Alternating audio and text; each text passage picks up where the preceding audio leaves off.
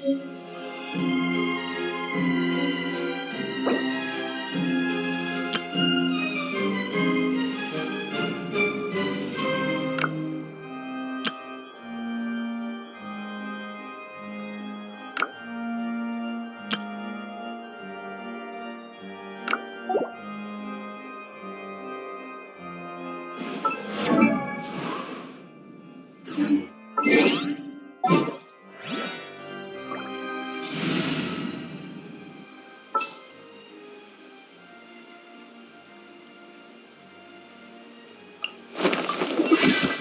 have high hopes for this.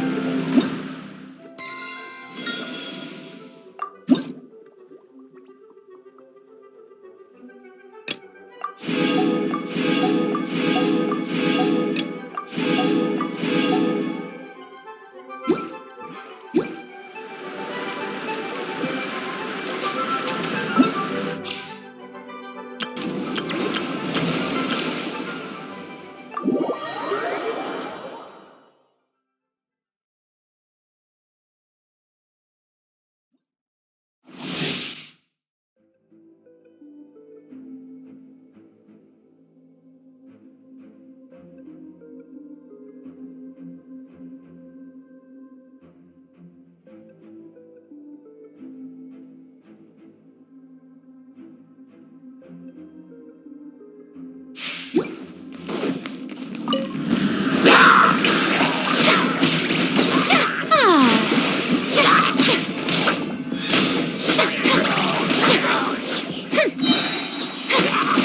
my name echo in song! How dare you!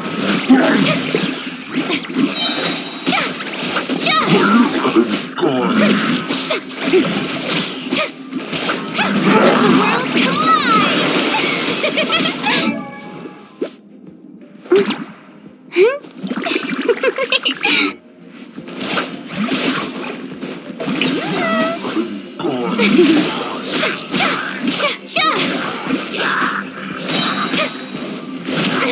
Stop that!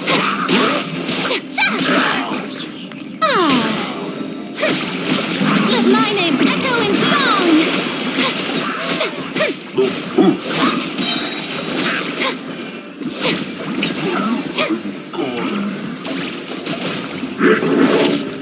I'm going in! Eat this! Time to shine!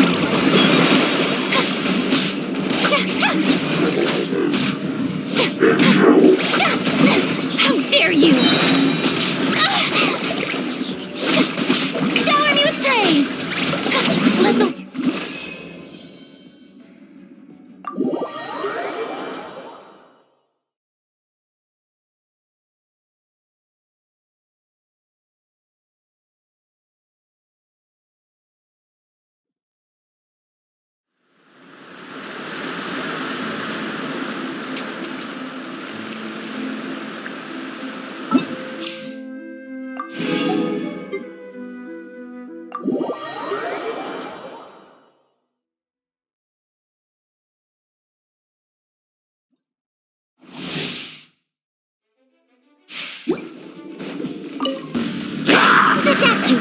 You're in for...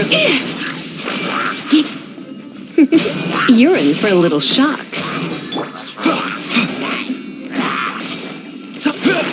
A bitter pill to swallow. No, my sword! Rain outlines your fate. Witness... Remember, health comes first. Try not to enjoy this too much. Mind the side effects.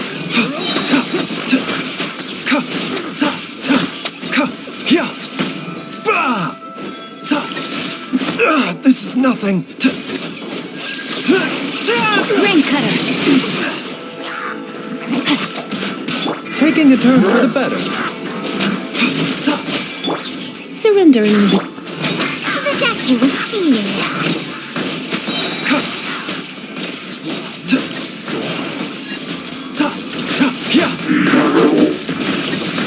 Let me weave you a verse.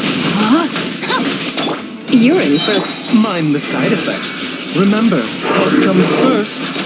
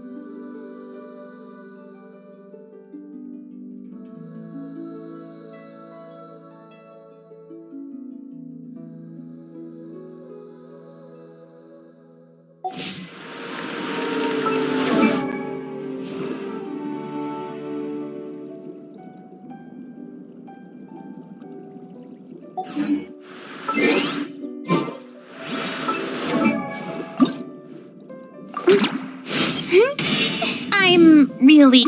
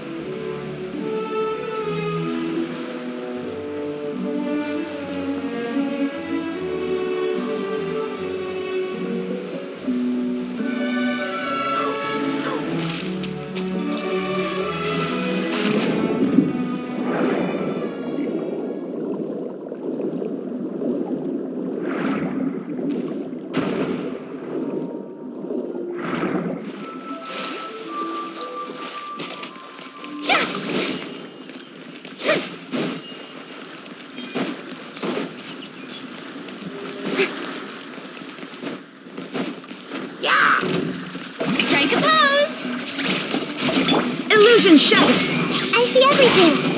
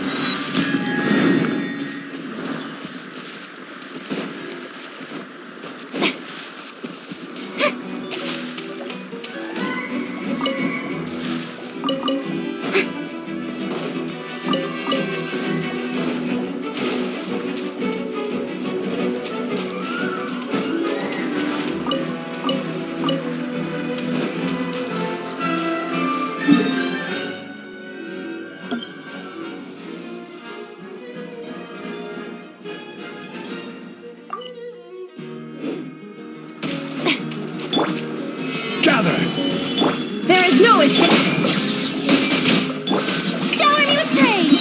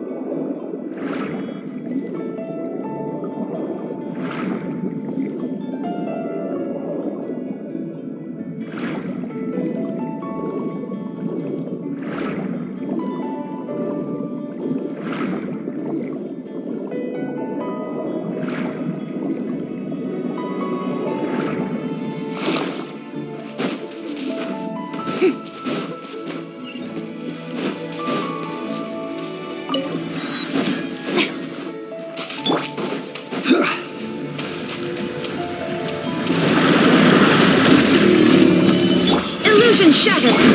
Revival hands! How brilliant! Let my name echo in song! Make yourselves at home! Shine down. Inazuma shines eternal.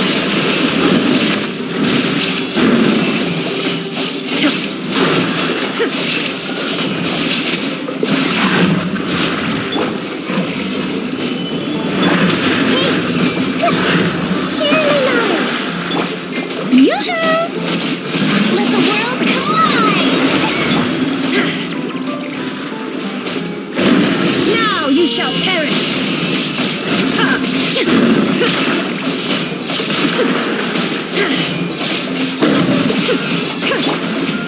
Solidify! Time to shine! I see everything! The Temple of Wisdom! I will have order!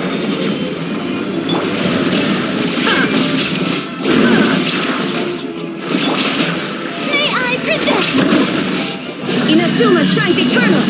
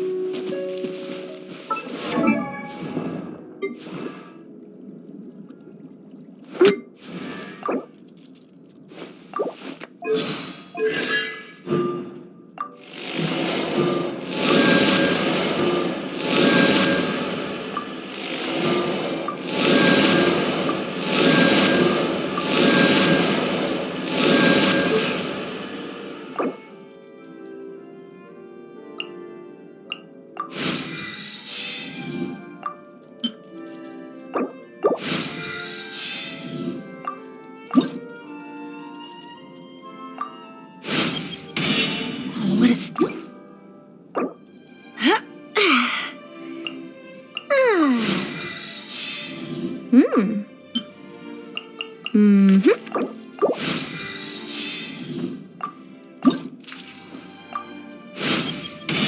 So this stuff really...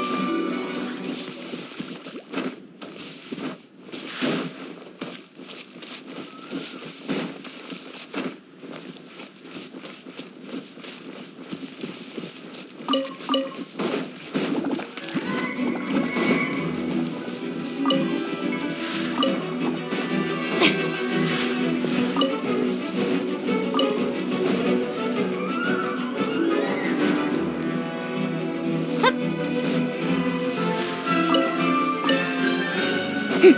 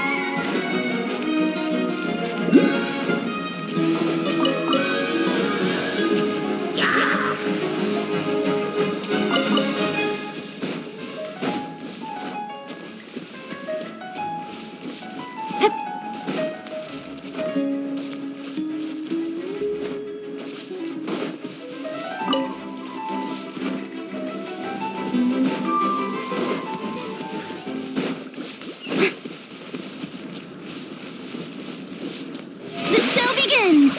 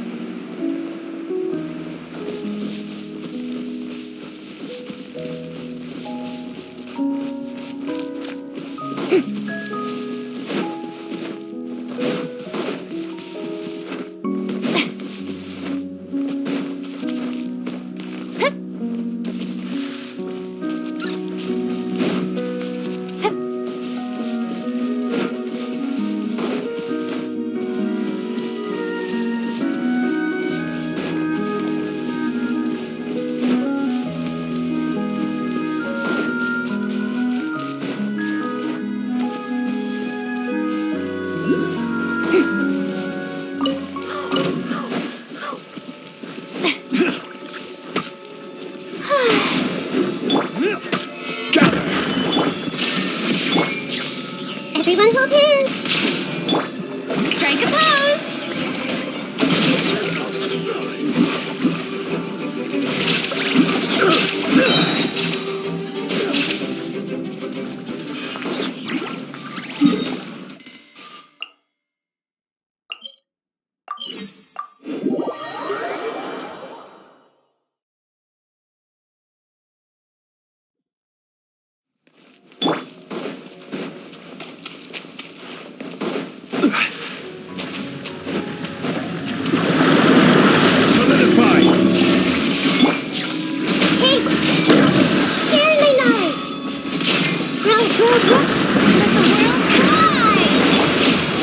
To oblivion!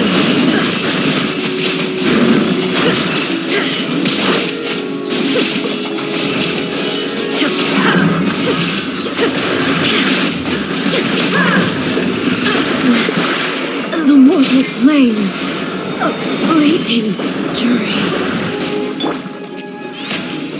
I present! Stabilize! Shine down! Everyone hold hands! Make yourselves at home! Gather! Illusion shattered! Ha!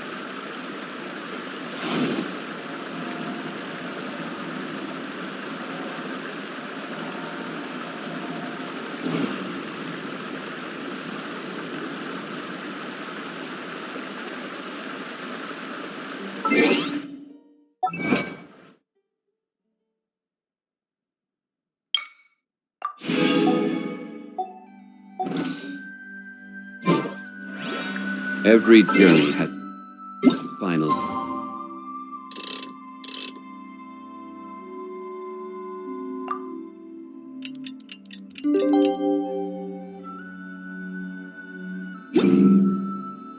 Don't rush.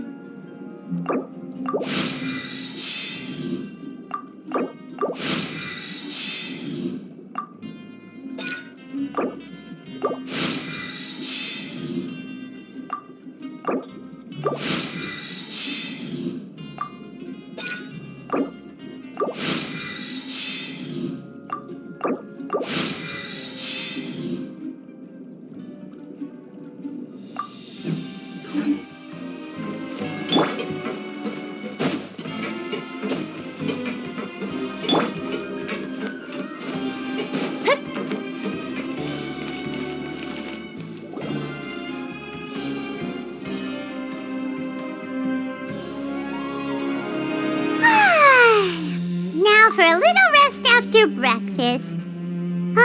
This is the life. Wait a sec. Isn't something important supposed to happen today? Oh, today's our big day! We're supposed to leave the Fortress of Mirapede! Come on, we've got to go complete the release procedures now!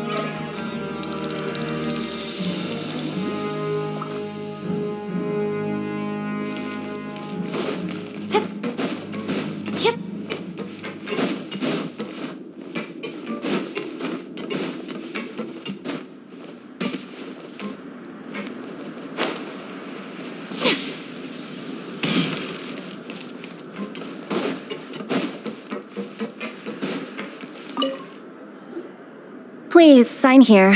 This document will be effective immediately upon signing, and you two may exit the Fortress of Mirapede via the regular channels.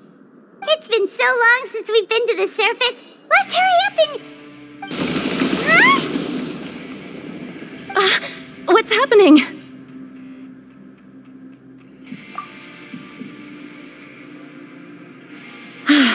I'm fine, thanks. But I wonder what that tremor was just now. Let's go ask the Duke.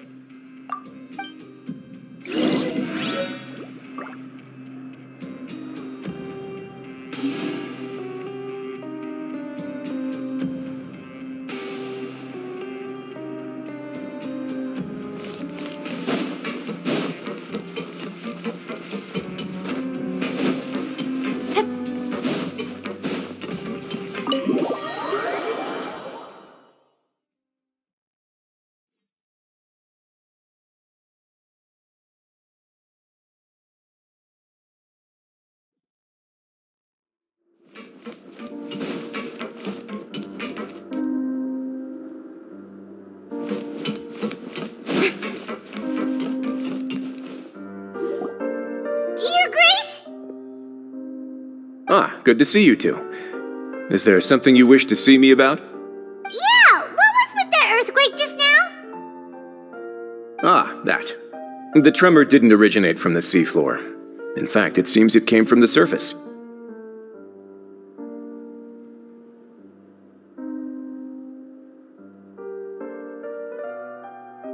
Over the years of serving as the warden here, I've developed a sense for distinguishing between what occurs on the surface and what occurs underwater. Besides, the seal that Monsieur Neuvillette set in place won't fail so easily. So the fortress is okay? If you recall our last incident, if there really were a problem, there would be crowds of inmates in a panic right now. Huh, you've got a point. Okay, seems we need to get back up to the surface and ask about what happened. By the way, do you know what day it is today? I believe today is this month's pipe cleaning day. Wait, seriously?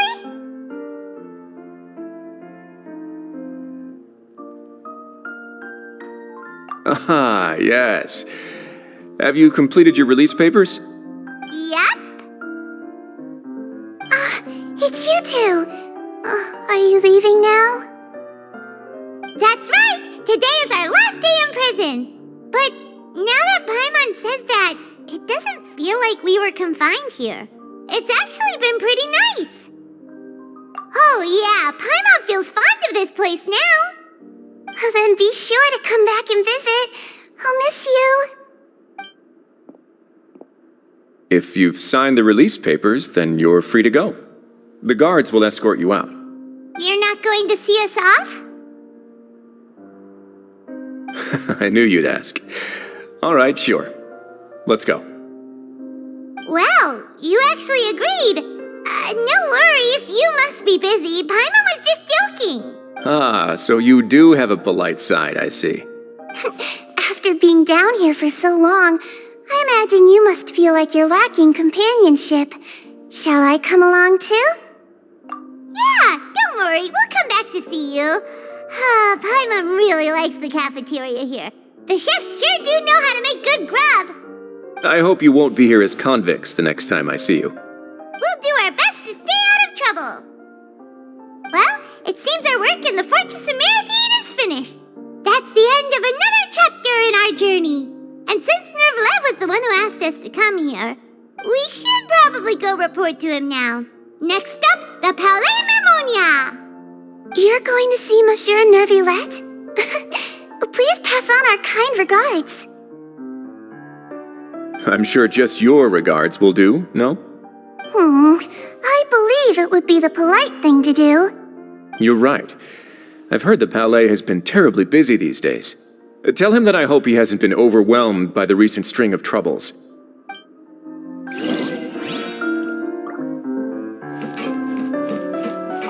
If you're concerned about things at the Palais, why don't you take some time to go up and check things out? I believe you should still have some vacation time to spend. Thank you for being so understanding. It's been some time since I've gone to the surface. I must say that I've started to miss it a little.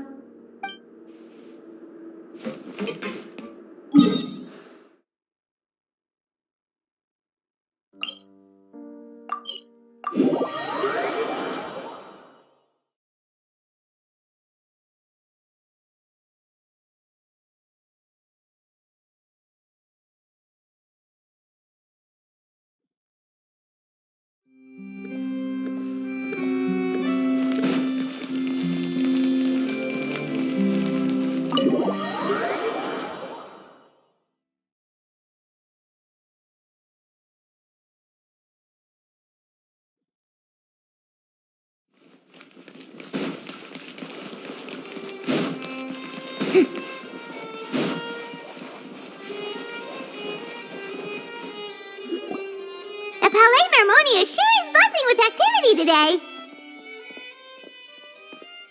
Halt! Huh? Oh, it's you two. Apologies. Monsieur Neuvillette did say you'd be welcome at any time. Excuse me, would you mind helping me take a look at this report? I'll be right there.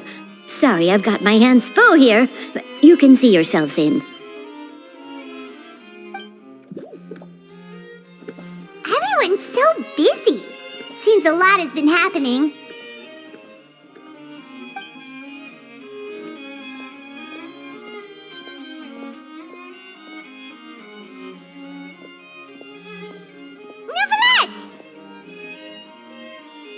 Hello. You've come at the right time, but you'll have to wait for just a moment, as there are some urgent matters I must tend to first. In the meantime, please have a seat. If you'd like to have something to drink, let the Melusine outside know. That's all right. We just ate. Very well then. Let's take a break over there while we wait for him to finish his work.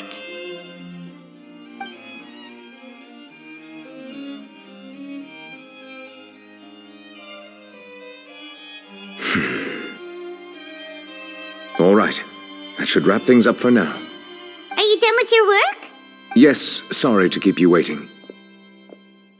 Today should be the day you were released from the Fortress of Meripede, and it appears that you have managed to complete all the release paperwork. That's right, and we came here to see you right away.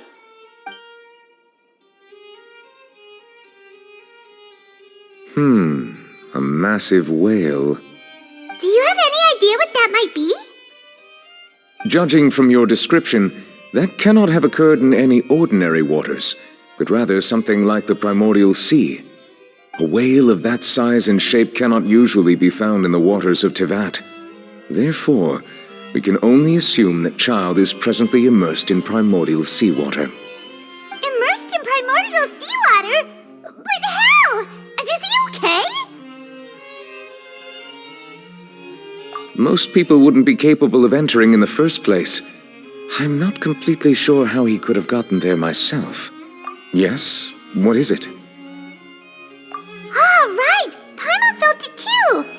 We asked the Duke and he said it wasn't from underwater, so we figured you might know something about it. It turns out that I have just received a report about this particular matter. In fact, that's exactly what I was busy with a moment ago. The source of the tremor was here on the surface near Poisson.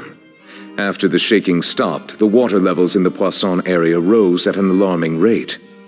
The water levels rose? Oh no! What about all the people there?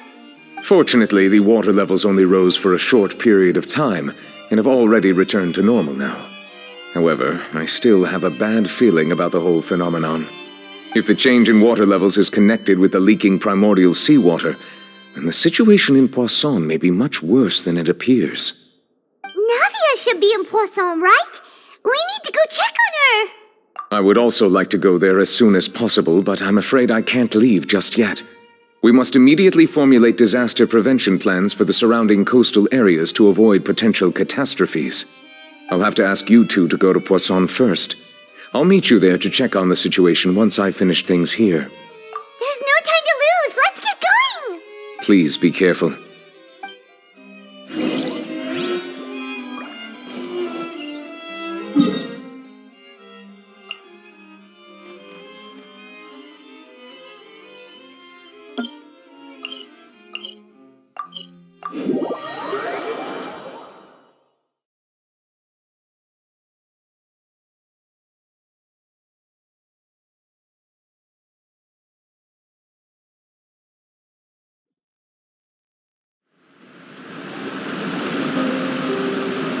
Oh no!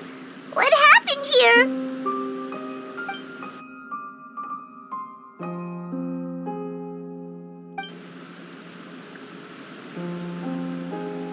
Navia should be around here, right?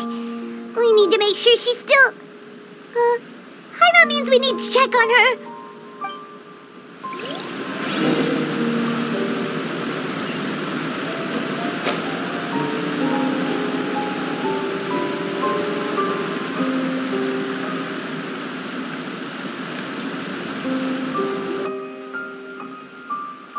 We haven't seen a single soul all the way here. Oh, this is getting scary. What will I ever do now? Look, there's someone on the roof over there. Just stay put! We're coming up! Watch your balance!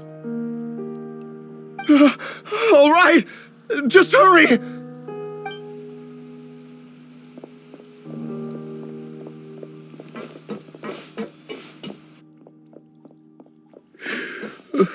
I'm not young anymore. How will I survive on my own? My Desiree! Oh, he looks pretty sad. My leg! My leg! How could this have happened? It hurts! Just hang in there. Help is on the way. You can hold my hand if it makes you feel better.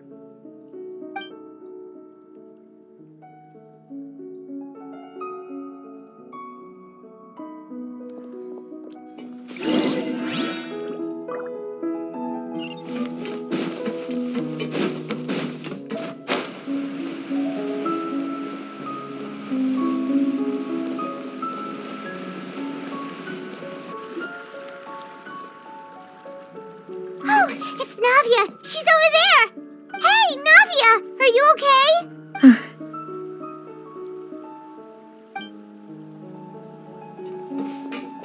You're here.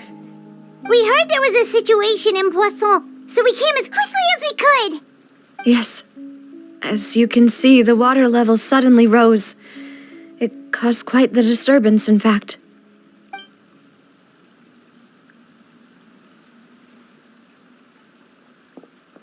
Demoiselle!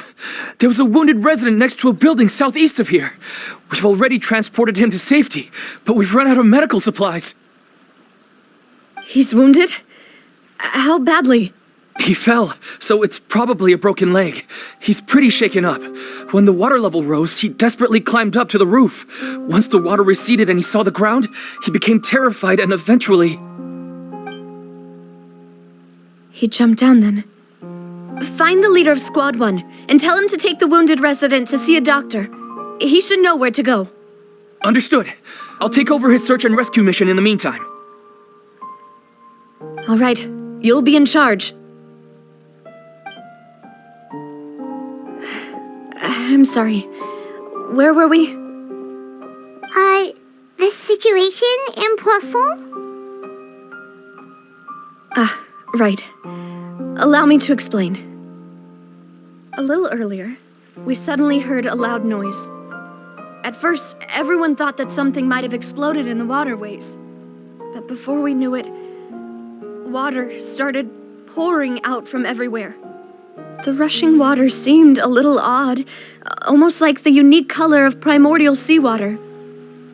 Some people didn't realize the danger and thought it was just ordinary water leaking from somewhere.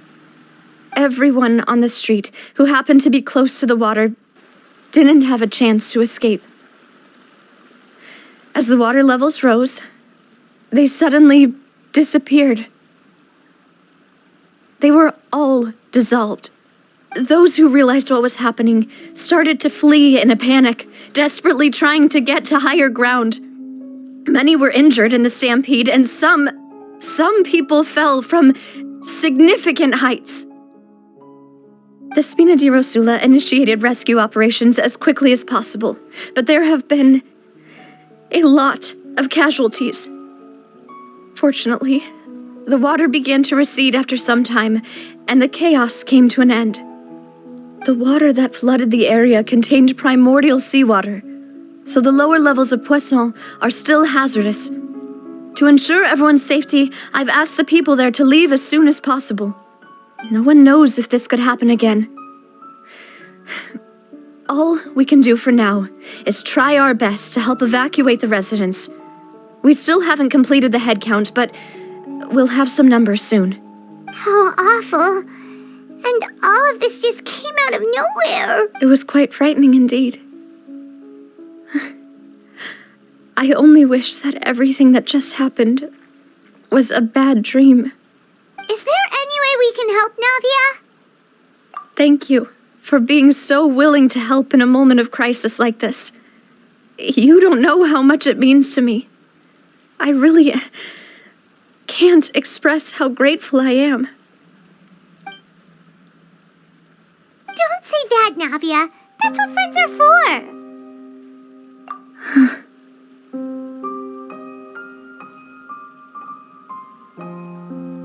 Demoiselle! We've got a situation here! I'll be right there. Sorry, I need to go for now. And out she goes. Seems it might be a while before she can take a break.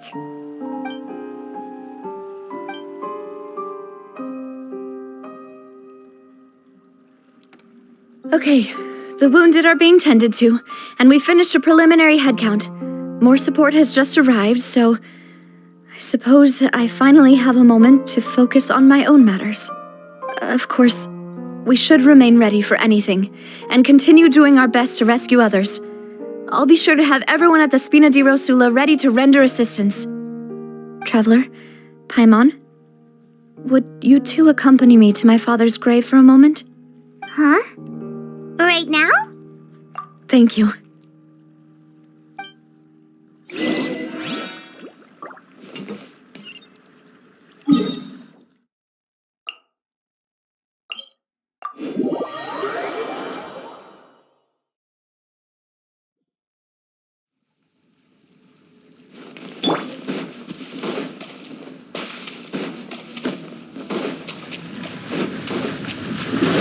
I will have order. Shine down! Everyone go in!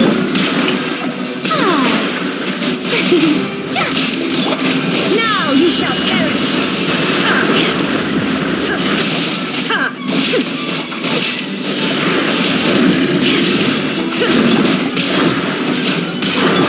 Hey!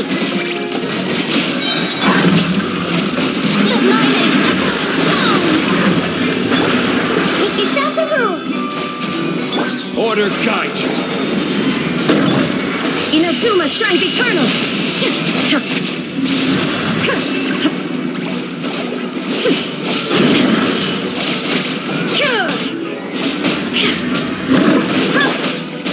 Stabilize. Let's play pretty little. Illusion shattered! Shower you with praise! Time to shine! The Temple of Wisdom! There is no escape! This is order. I see everything! Illusion shattered! Torn to oblivion!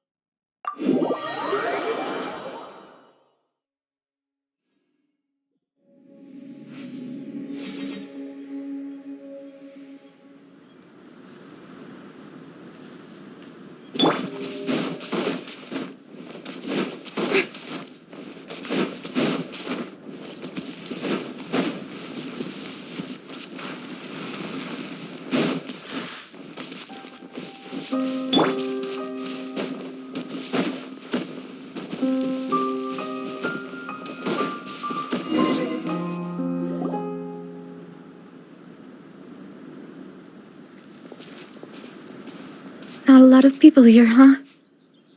Well, given the time of day and the whole situation in Poisson, Paimon doesn't think there'd be a ton of people here visiting graves. Right. That's how things are now. The living are so exhausted that they've no strength to spare any words for the dead. Navia?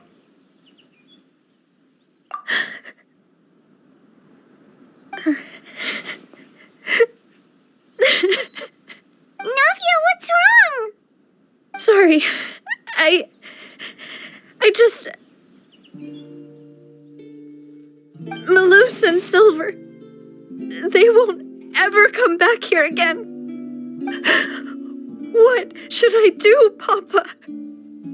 Huh? What happened to them?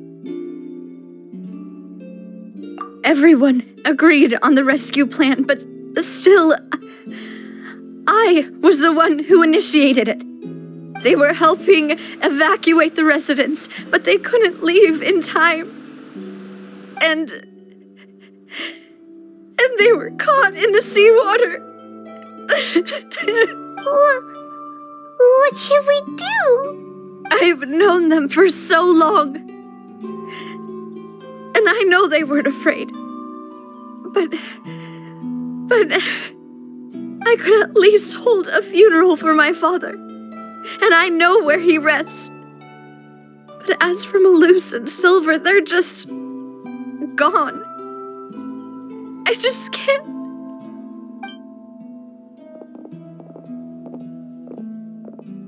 Everything looks so clean after it rains. Even the gravestones.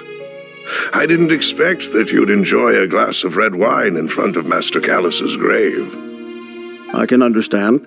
Besides, the scenery here isn't half bad. See, it's not just me. I always want to bring something when I visit Papa. Perhaps we might even have a picnic. He wouldn't be angry, would he? How could Master ever be upset with you, Demoiselle? Yet the cemetery is the home of those who have passed, is it not? Everyone ends up here sooner or later, no matter who you are.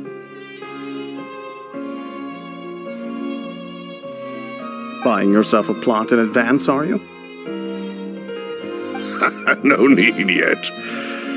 But when I do, I hope you'll let me be buried beside Master Callus, Demoiselle.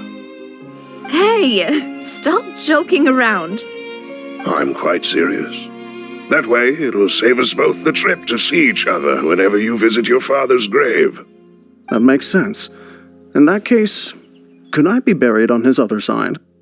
After all, besides you, Demoiselle, the two of us could certainly be considered Master's closest companions, no? Personally, I believe we fill those shoes just fine.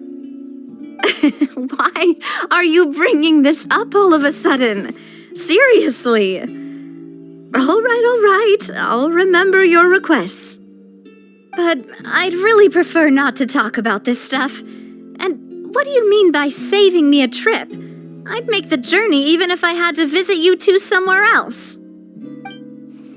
I'd promised to let them rest in peace here. But here I am breaking that promise. I'm sorry for letting you see me in a mess like this.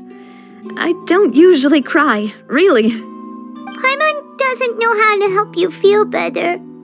But, well, she understands how you feel. I had always thought I could make my wishes come true.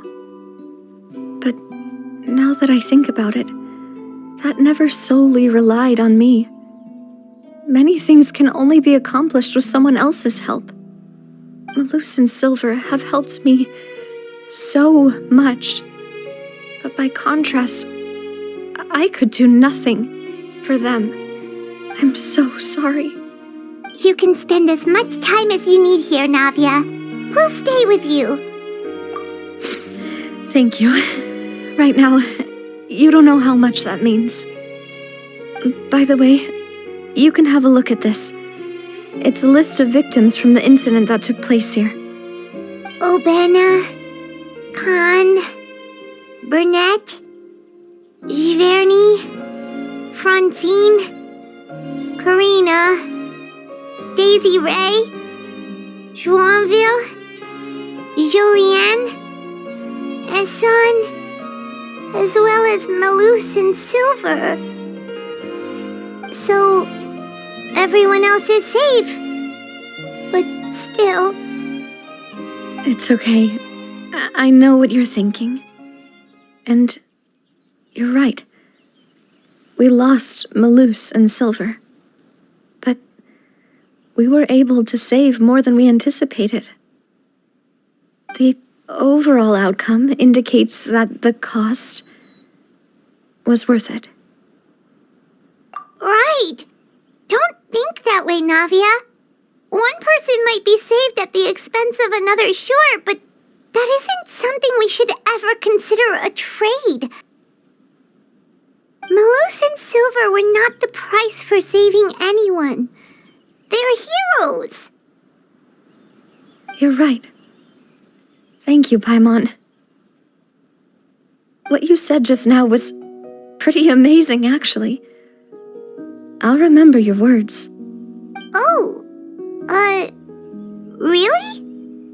Seems you've become more eloquent in the time since we last met. what are you doing here? Is everything going well on your side? Yes, my people are carrying out the mission according to your request. All the residents of Poisson have been evacuated, and we're preparing to relocate them to higher ground. As for these supplies, we have everything taken care of. There is no need to worry. Thank you very much. Wait, do you two know each other? We just met recently. Right, Miss Navia?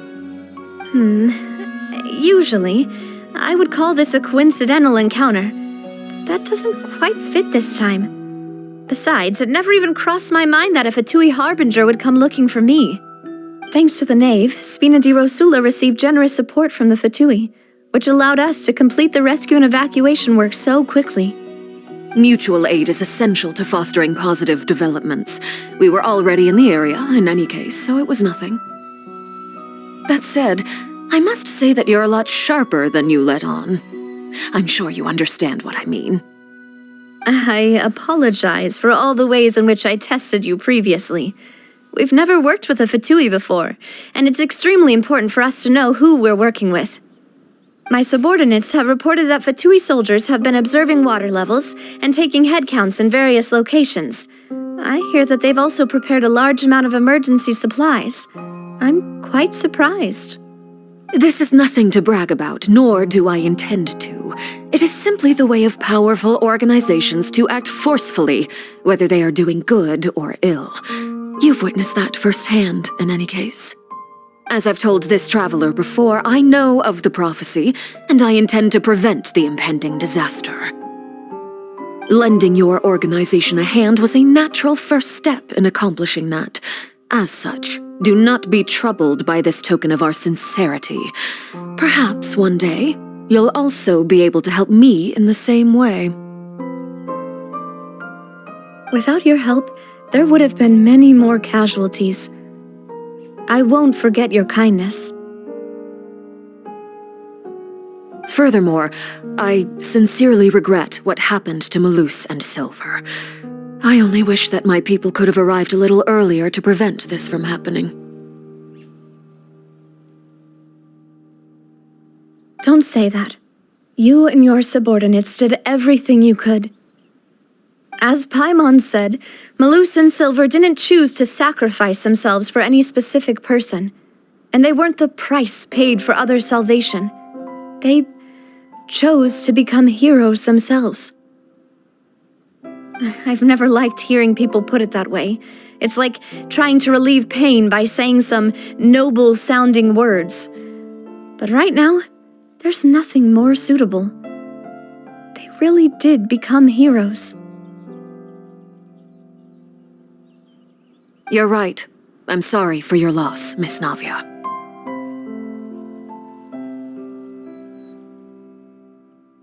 Water is life to Fontaine's people, and it also spells disaster. It's no wonder that people always say that prophecies represent fate. Fortunately, I've never been one for such opinions. So, you're one who will try to change fate, then? Of course. That is why I'm going to Hotel Bouffe de Thé. I still have some things to take care of, and the children need my attention. By the way, traveler, Paimon, one more thing. All right, then we'll just... This isn't right. Paimon thought you would ask us to walk with you for a moment so you could tell us something in private. That is a clever and useful conversation technique, which I do like to use when necessary. But there's no need today. It would not hurt to have Miss Navia listening in. Traveler, I'm sure you remember that I said we could work together when we had the chance. You and I both know that there may be issues with the Primordial Sea. Previously, it was the fortress of Meripede's sluice gate, and this time it was the water levels in Poisson. These are both signals. Indeed. Allow me to share the latest intel I've received from the House of the Hearth's intelligence network with you. During some recent investigations, a child claimed to have discovered some ruins near Poisson. The ruins date back to ancient times and seem to be worth investigating in many ways. Judging by the dating of the ruins, they may be related to the prophecy and the coming crisis. The situation is becoming more urgent, so any pertinent information will prove extremely precious. My people initially came to prepare for ruin exploration. Unexpectedly, this disaster struck, and at present, we're all busy prioritizing the rescue effort. So that's why the Fatui were already in Poisson. I wanted to take the children along, but unfortunately, Linny, Lynette, and Fremine have all been dispatched to higher ground to assist affected residents. Linny told me that outside of the house, the person they trust most is you. Which is why I want to give you this task. The House of the Hearth's members see each other as family, but Linny, Lynette, and Fremine said that they also see you as such, even though you are not from the house. I'm sure you already understand how earnest they consider their friendship with you to be. Oh, that somehow makes Paimon feel kinda happy. The intel I just shared about the ruins could fetch a high price. But since the children consider you family, it's only natural that I freely share it with you. Got it! So all we gotta do is go to some ruins, right? We can handle that. Excuse me, but may I tag along? You wish to join, Miss Navia? But are you sure you're up to exploring some ruins? You need to rest.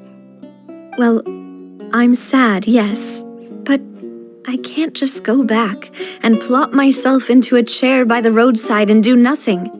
There's no point in being depressed while we still have a disaster on our hands. As my father's successor, I must live up to the hopes he had in me. Besides, I'm also doing this for myself. I need something, a distraction, to keep my mind off Malus and Silver.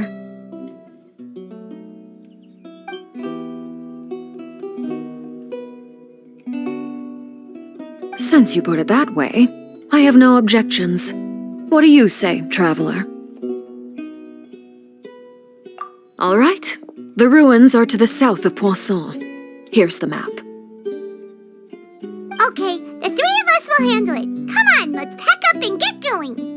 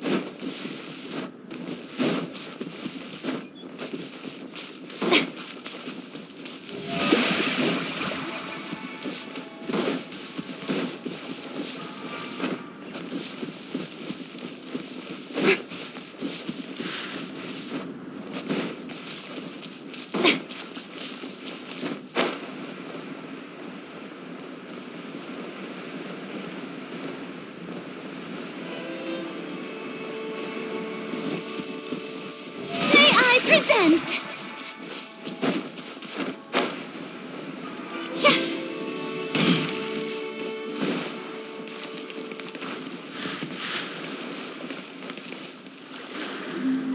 So, are these the ruins the knave was talking about?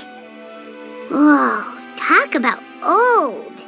They seem to be pretty ancient, all right. Let's go in and have a look. Just be careful.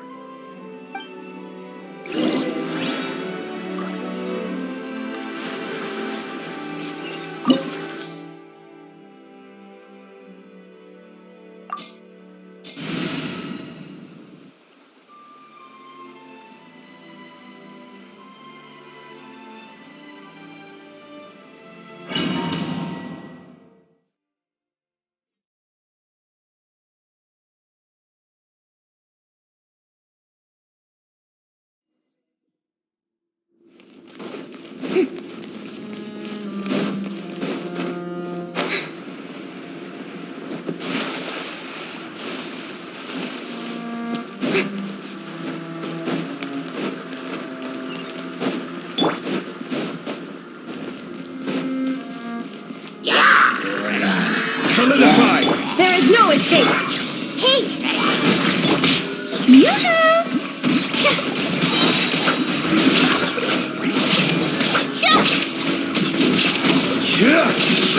Gather!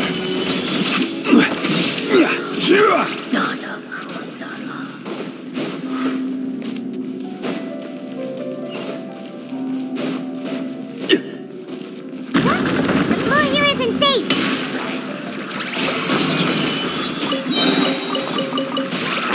Shine down!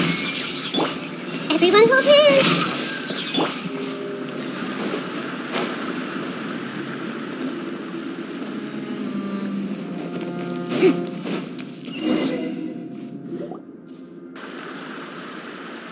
This place has also been contaminated by primordial seawater.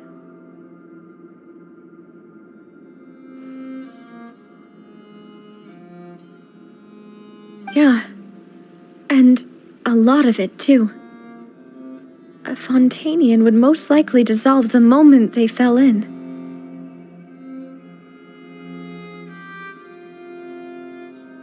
Right! You can't go down if there's primordial seawater. It's too dangerous, and it won't be any help for you to just stay here. Don't get by my wrong. We're not saying you're useless. It's just that... No, you're right. I can't do anything in this situation. I'll leave this...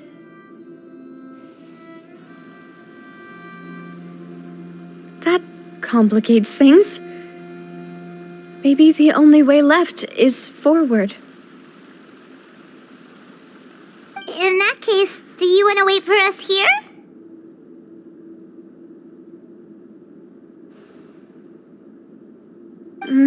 The water levels here are unstable, and there's a chance the water will rise. So staying here wouldn't be safe either. I'll go together with you. Perhaps we'll find the exit just up ahead. All right. Come with us for now then, but please be careful.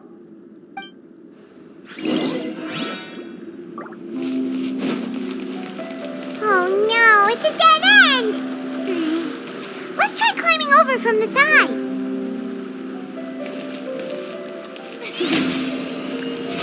How brilliant!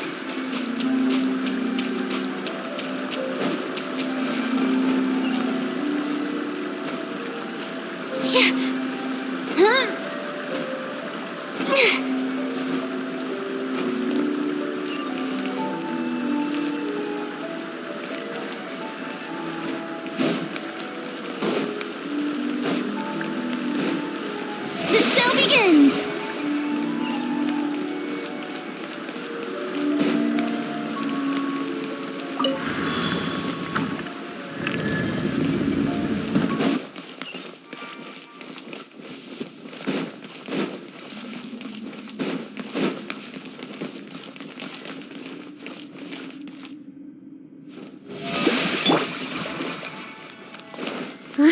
Wait, there's something wrong with this bridge!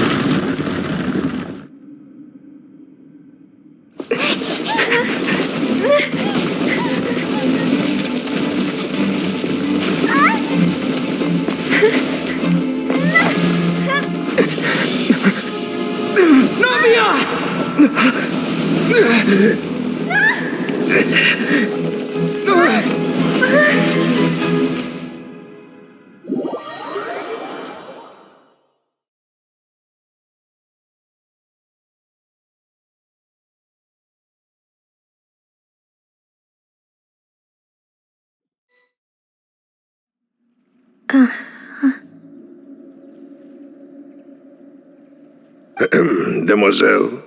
Huh? Demoiselle, what are you doing here by yourself? Would you be standing here till dark if I hadn't come to get you? Maybe she just wants some time to herself, Malus.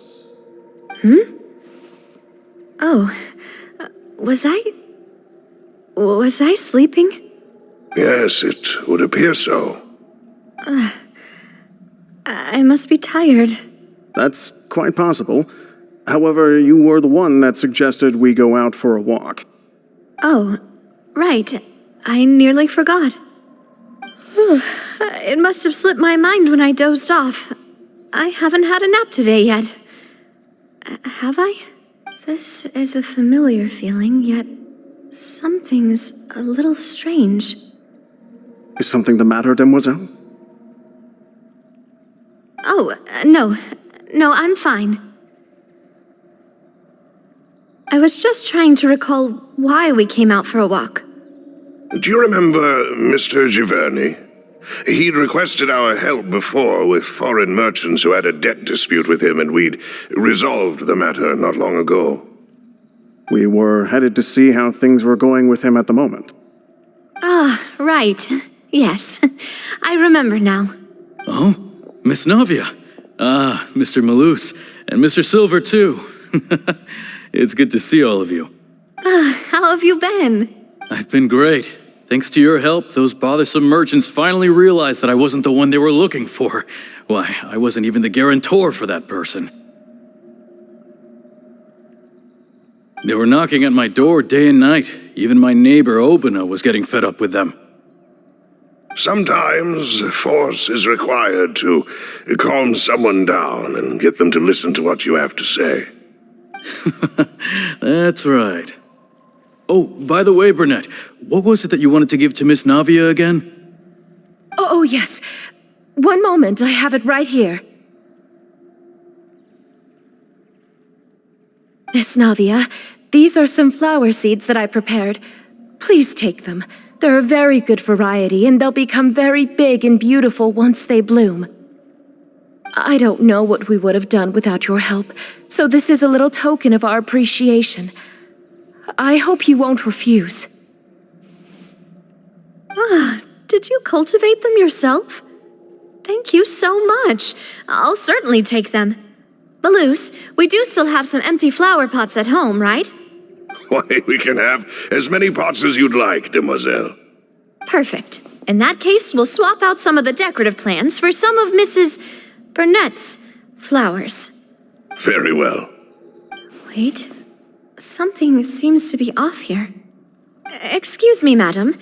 If I'm not mistaken, your name is Burnett, correct? That's right. Is something wrong? No, it's nothing. This is the first time we've ever met, but your name seemed familiar to me. I must have heard it when I was discussing things with your husband previously. I've heard this name before. Sometime recently, I'm sure of it. And why are there so few people around here? Where did everyone go? We must mind the time, demoiselle. We still have important things to attend to today. Huh? We do? Like what? Well, now, did you forget? Miss Navia, here you are. I've been looking for you. Please, come to the Opera House. Your trial is about to begin. My trial? Wait, why would I need to go to the Opera House? Yes, she's right, demoiselle. It's just about time now, so we should get going. Oh? All right then.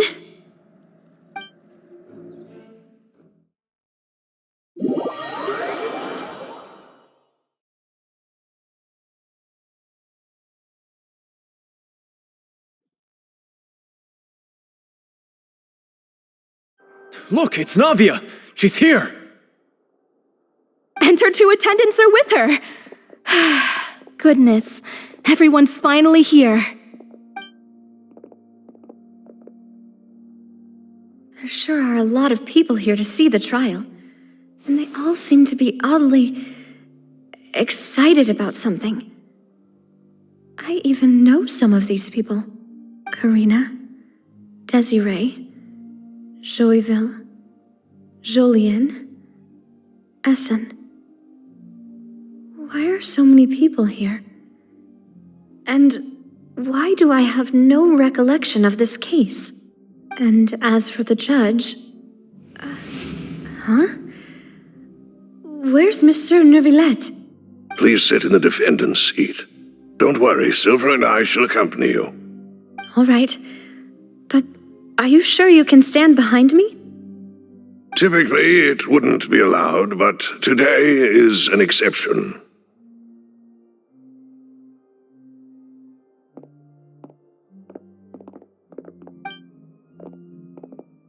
Hey, what kind of place do they think this is? Come on, do they have any idea what they're doing? Seriously. Enough with the whispering! Could someone please tell me where Monsieur Neuvillette is, and why I'm standing trial? My dear Miss Navia, have you not yet realized what you've done? In that case, allow me to explain. As all here know, you are Master Callus's successor, the head of the Spina di Rosula, someone held in high regard by every soul in Poisson. After you took over the Spina, you treated all of us just like the late Master Callus had. If anyone in need reached out to you for help, you responded. Not only you, but your butler, your subordinates, nearly everyone in the Spina di Rosula fought for the well-being of those in Poisson. Wait a moment. Aren't you just proving that I'm a good person? Yes, correct. Absolutely right. And that is why you stand accused. You have helped so many people get through so many difficulties. You are one with us. We are inseparable. We are one big family, all of us who are from Poisson, inextricably linked. And with you being so important, we couldn't possibly do without you. Therefore, this fair and honorable court shall declare you guilty, and you shall stay here. You will be together with us forever. Huh? What are you saying? Everything you have said is correct. I have indeed done a lot for my hometown, and I would be willing to be with you all, but what is the purpose of having me stand here like this? What is there to discuss? Ah, well, if that's what you think, then I have no further comments. How wonderful, Miss Navia!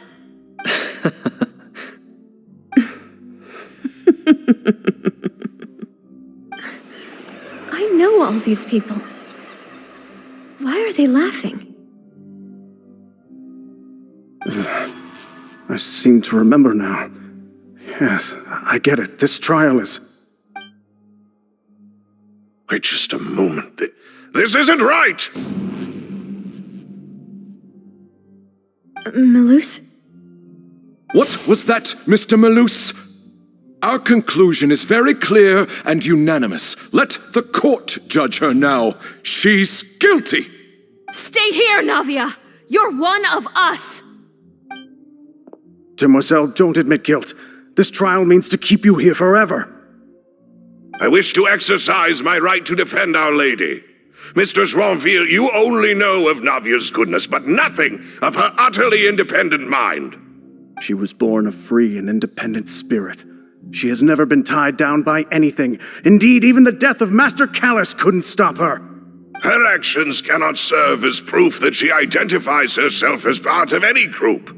She merely acted as an individual, extending her hand to help others. Please do not mistake her actions as being otherwise. Really? As an individual, you say? Don't forget, we are all Fontanians here. This is the nation of justice, the nation of Hydro. Even if Miss Navia only voluntarily rendered her assistance, that doesn't change the fact that her beautiful soul must return to everyone. Water accepts all, blends with all. It will surely accept her kindness. Everything is measured here in the nation of Hydro, and in the end, everyone shall meld together. Thus, when a unanimous opinion emerges, that opinion represents justice. Now I speak for everyone. Our opinion is consistent. Navia should stay. We and Navia are one. And you would call this justice? Preposterous. You are merely jealous that Demoiselle still has a chance to exist as an individual. Have you forgotten how much you all once longed to become individuals, to become independent? Do you mean to defy our justice? If your justice is flawed, then why should we acknowledge it? As you said, we can also have our own justice. Silver and I shall defend Demoiselle. And that is how we will enforce justice. Ugh, my head... It hurts. Demoiselle. Silver, it hurts. My head is spinning. All I can see is stars swirling in front of me. I remember now. Everything that seemed odd from the very beginning.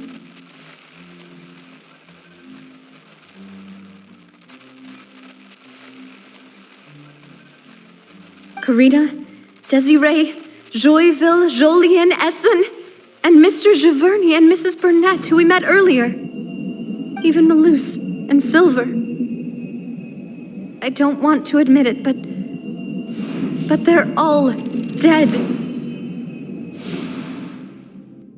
Don't be afraid, and don't admit guilt. We will protect you to the very end. Absurd! Who are you to say that she cannot be judged? We are the majority, and in the nation of trials, the majority is absolute justice. We are the will of all. Don't let them escape! We shall keep Navia here with us! Mr. Malus and Mr. Silver, must you be so stubborn? How could the two of you possibly hope to stand against the collective? Do not resist. This judgment is fair and just. Navia belongs to us.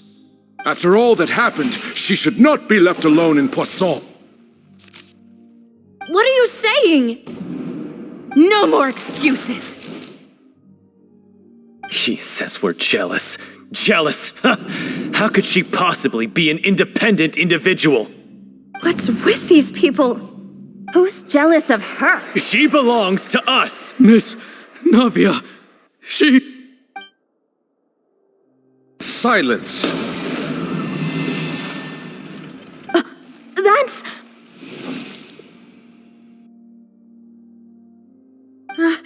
Monsieur Neuvillette!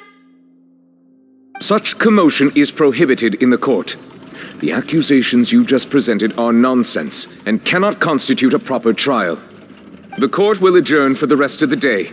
In this, I shall hear no objections from any unauthorized party. Our thanks, Monsieur Neuvillette.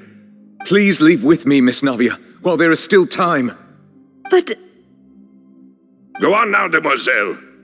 This is your only chance to leave this place. What, can't bear to leave us behind or something? Malus. My apologies. I couldn't resist making one little joke once I realized that this shall be our last goodbye. Malus. Silver. Quickly, you must come now. Goodbye, Demoiselle. Farewell.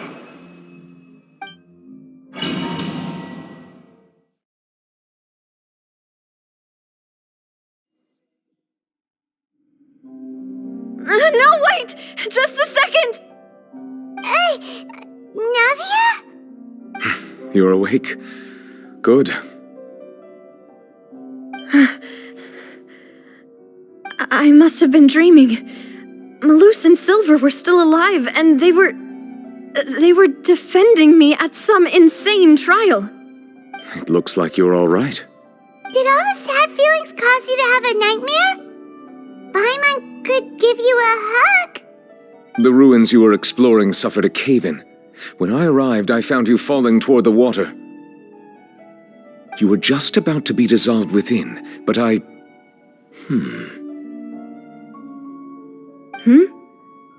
What is it? I think I saw 2 Oceanids protecting you. It was only for a moment, perhaps even a fraction of a second, but they gave me the chance to retrieve you. Were it not for their intervention, I would not have been able to rescue you before your consciousness dissipated. Wait, did you say Oceanids? You mean like what happened with Vache? Perhaps those 2 Oceanids were the people you saw in your dream. I always told them that they didn't have to protect me. To think that they'd keep doing so even after death. Please come with me.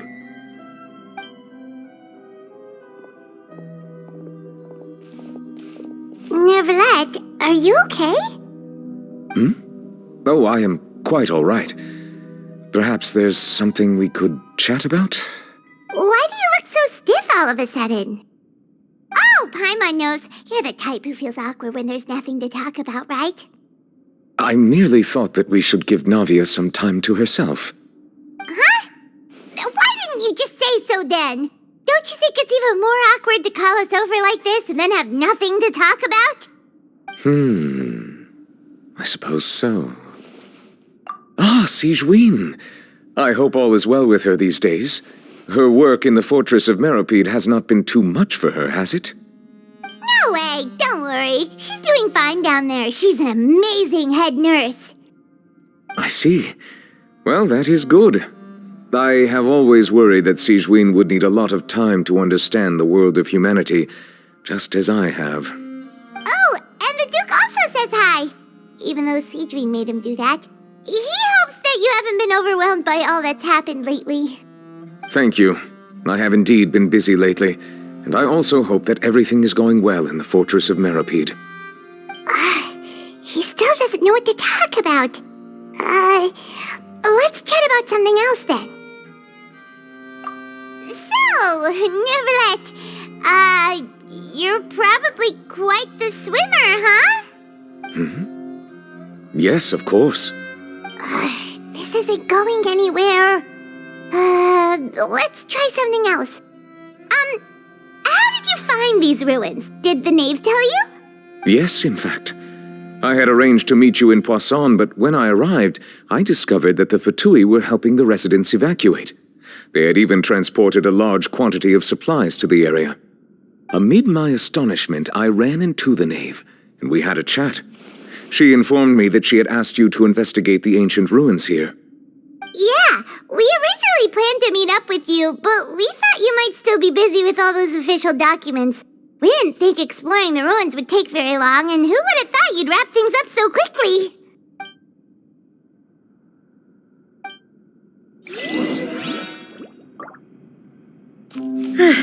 I'm sorry to have kept you all waiting like that. I'm feeling much better now. I guess we should get going again. Will you come with us, Monsieur Neuvillette? Yes, if you wouldn't mind my company. All right! Another one joins the party! Let's get going then!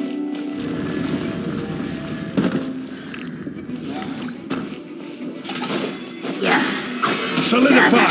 Illusion shattered!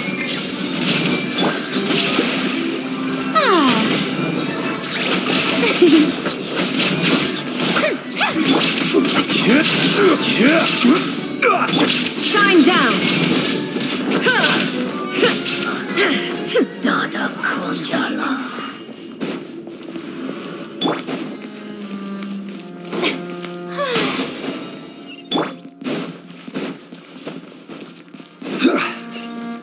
Oh no, another unstable path. Watch your step.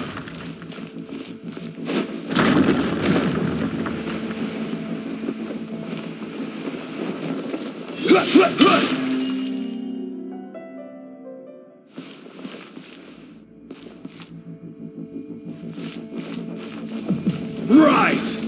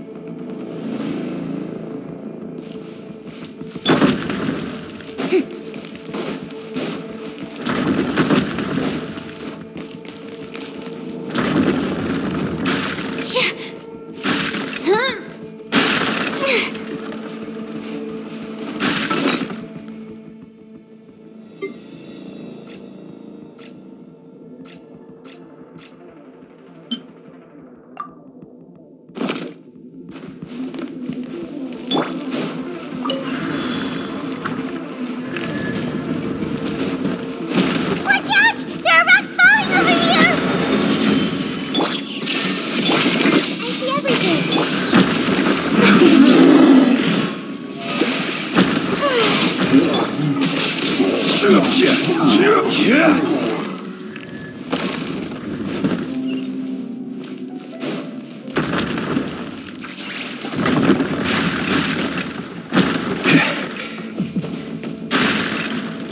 we're almost at the top. Keep it up!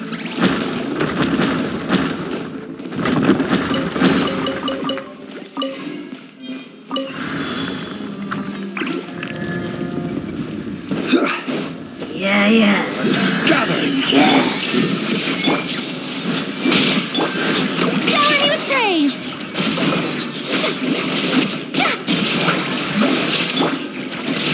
Now you shall perish!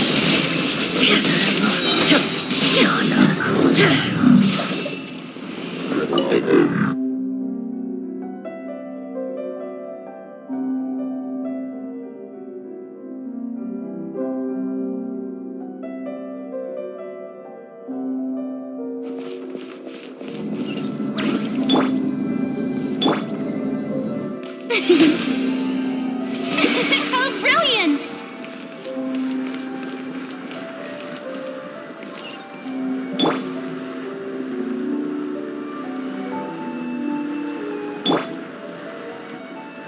Illusion shattered!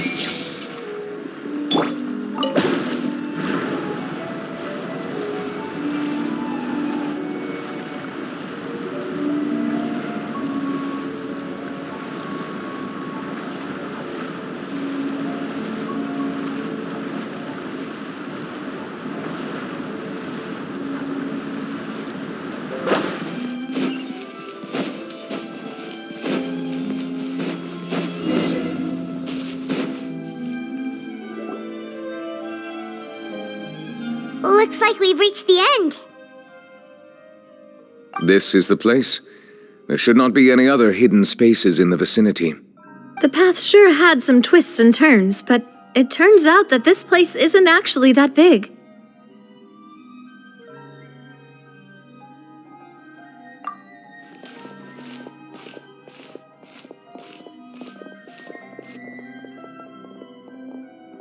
Stone slates. It seems like they were put here as an offering. Could we take them down and have a look? Perhaps we should just leave them be for now. There are 4 locations in total, but only 3 stone slates. The slate that should be in the first empty spot is missing. The surrounding walls also show signs of damage. There's something written below. Let Paimon see. Reason dictates that this nation be destroyed. I shall record the history of its future here in its past. Say what? It feels like someone left these slates and these words here for a purpose. But does he mean that Fontaine should be destroyed? That would fit the circumstances dictated by the prophecy, yes. Indeed, the slate's contents correspond to it. Take the second slate, for example. There's a person kneeling here. She seems so dedicated. And there's a whole bunch of other people behind her doing the same. She's facing this... what is this? Some kind of island in the sky? And is that Lady Farina in the third image? Did the Hydro Archon fall into the water? And is that a ring of people around her? Paimon doesn't quite get it. Are they all in the water?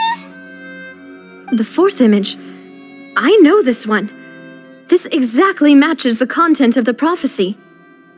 The people will all be dissolved into the waters, and only the Hydro Archon will remain, weeping on her throne.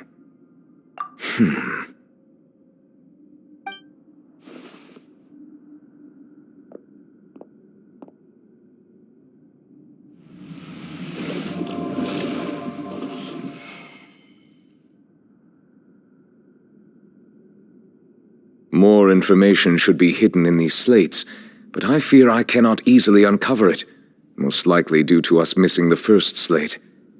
I am very sorry. Don't blame yourself, Monsieur Neuvillette. Deciphering ancient stone slates isn't one of your duties. Ooh, Paimon's getting the chills just looking at these slates. This says that it's the history of the future, right? That means the prophecy's sure to come true. I really hope it doesn't mean that. Still, Paimon feels like these images are kind of weird when you look at them together.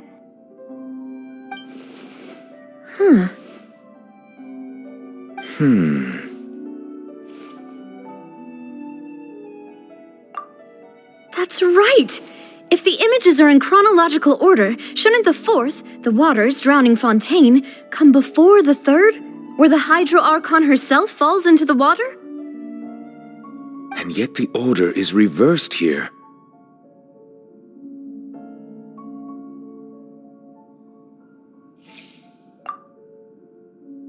If we go by timing, Lady Farina only emerges in the third image. That means that the person in the second image might be the previous Hydro Archon. Egeria, then. I had never met her, but her appearance here does match the records. The previous Archon kneeling before the floating island in the skies, as if confessing a sin. Did she herself commit that sin? And if not, why would she be in such a posture? Also, I'm still wondering why these ancient stone slates are here at all. Judging from their contents, could this place be the origin of the prophecy? Does that mean that someone, or some people, once saw these slates? But who would have created these slates and left these words here? It seems that any further clues will have to come from Farina. In that case, there's no time to lose. There's nothing else to be gained here, so let's head back first. Yeah, we better get somewhere safe for now.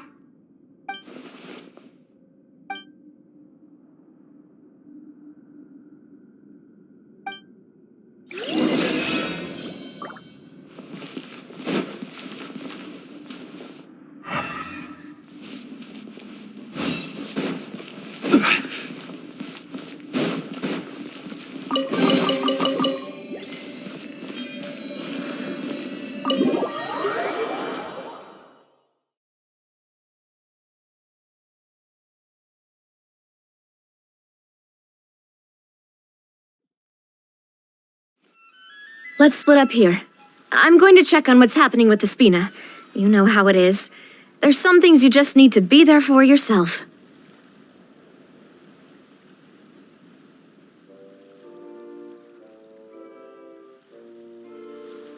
You still have energy for that, Navia? Paimon's already beat. Just head back to the Fleuve Cendre and have a rest then. Thanks for keeping me company all this time. I'll depart as well. Thanks for your hard work today. Rest well, everyone. Traveler, I will go talk to Farina tomorrow morning to ask about the stone slates. I'm sure that you're concerned about this matter as well. If you have time, drop by my office. I will share the results of our discussion with you. Are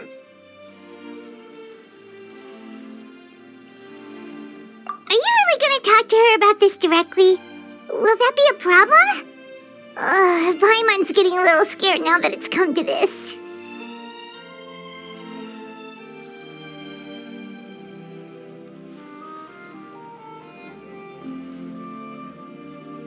She has long been harboring secrets and will not give them up easily, which makes it all the more my duty to ensure that she understands the present situation.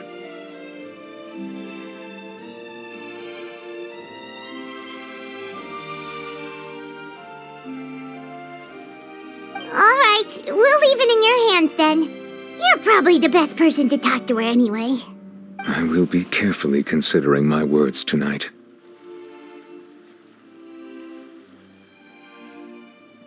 Traveler, Paimon, our safe house at the Fleuve Cendre is always open to you as ever, so please don't think you're an imposition.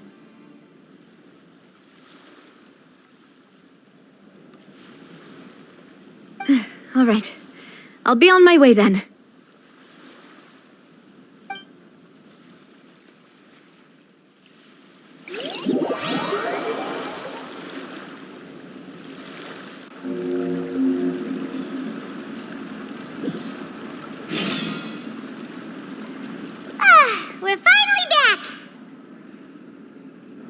Welcome back.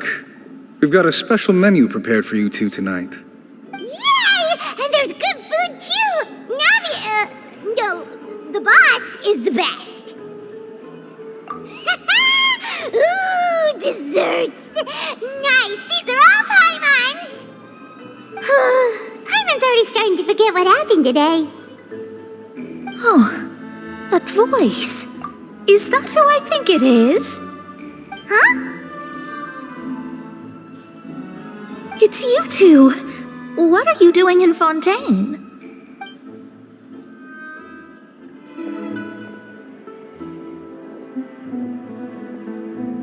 Mona?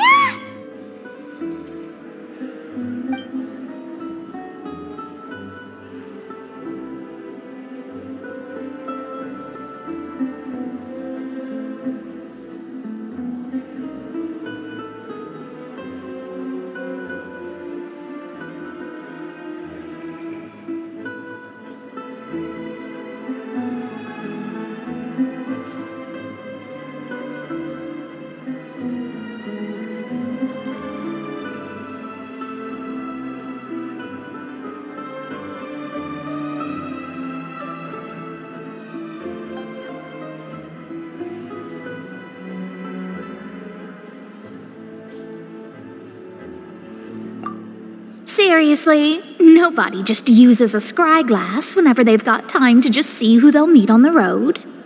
Still, we didn't expect to see you here. Wait, you're not a Fontanian, are you, Mona? Well, I have some business to attend to here, so I booked a hotel in the city. I was just out for a stroll when I bumped into you. Quite unexpectedly, if I might add. Why did you think I was from Fontaine, though? Is that because Megistus doesn't sound much like a Mondstadter surname? Yeah, let's go with that.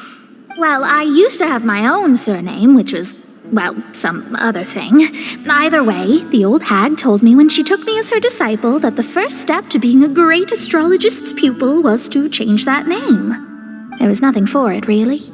She really is amazing at astrology, so I changed my name to what it is now according to her wishes. To my surprise, however, Megistus is not the name of some ancient house or clan.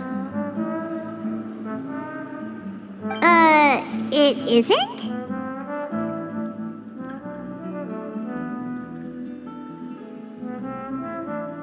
Nope. Although it is used by us in place of surnames, it generally just means great. Wow! Imagine including a boast in your name. Wait, are you gonna have to put that into your genealogy as well? I reckon so. In any case, I'd give my disciple a name like this as well, if I were to take one. Astromancer Barbeloth Trismegistus. Whoa, that's a long one. Does it also mean great or something? My name means Mona the Great Astrologist. As for the old hag, hers is, in plain speech, the thrice-as-great Scholar of the Stars. Just take it as a title specific to astrologists. Thrice as great? That's so petty. I know, right? That's just how she is. She used to call herself Megistus, actually, but when she took me in, she changed her name to Trismegistus. Talk about excessive. Megistus is thus the calling card of our school, so to speak, which makes it about the same as a surname. It's all right if you don't get it. You can look into it further should you need to study astrology more deeply. That sounds terrible! But anyway, you're not Fontanian, are you, Mona? You're from Mondstadt, right? Well, I was born in Mondstadt, yes. My parents migrated to Dornman Port, and I traveled with the old hag for a while, after which I settled down in Mondstadt City. Oh, that's a good thing then. At least we know you won't be dissolved by Fontaine's waters. Speaking of that, I'm sure you're aware that a bunch of things have happened here in Fontaine, right? I know you're not a local, but I'd avoid getting too close to any water that looks strange all the same. There's something ominous about it. Well, the water, I mean. that was the main reason, yes. Just a while back, the Steambird invited me to take part in a panel and speak about the circulation of the prophecy as an astrologist. The invitation was sent quite early on. I don't think anyone expected Fontaine to be in this much trouble. What do you make of that prophecy, Mona? Just tell us what you think as an astrologist. Your word would go a long way to make things more certain and less scary. What I can tell you is that I'm an astrologist, and that this prophecy concerns the fate of Fontaine, even that of all Tevat. Ascertaining this is akin to reading the fortune of the whole world. I'm afraid that this is not something that just anyone can do. If I could do it, you would no longer call me an astrologist, but a visionary. But on the flip side, the prophecy is so huge and powerful that it must surely come from a powerful visionary. Its contents involve the fate of the world. Disregarding it would be a mistake. A visionary? Sounds really powerful and all, but does such a person really exist? Of course. The old hag could do it, and I'd bet there are others amongst those Hexenzirkel colleagues of hers who could do something similar. Are you sure? All right, I'll help you. It isn't often that I see you with such a serious look on your face. I'll tell you once I hear back from her. Thanks, Mona. You're amazing as always. Oh, well, this is something only I can do after all. So yes, your praises are quite welcome.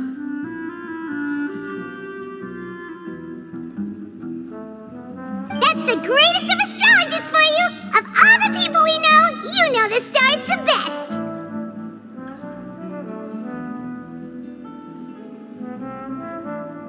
Indeed, indeed. That's the spirit. Oh, sorry. I came to see what all the commotion was about. If there's anything you need, do not hesitate to inform the Spina di Rosula. Oh, whoops. Guess we were getting a little too carried away there. Well, I'll go tend to my own business now. If I receive any news, I'll be sure to come find you two again. And there she goes, quick as rushing water. And here we are with the Spina guy giving us suspicious looks. If Paimon hadn't spoken for you, it'd be you getting all the weird looks. The things Paimon does for you. That's more like it.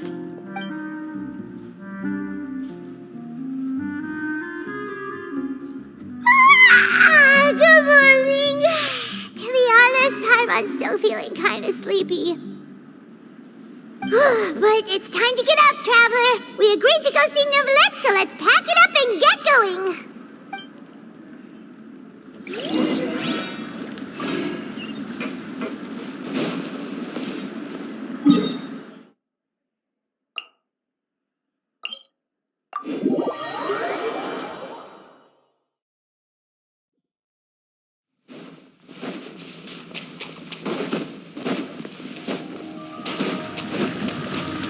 This is order. Make yourselves at home. Strike a pose. Let my name echo and Torn to oblivion!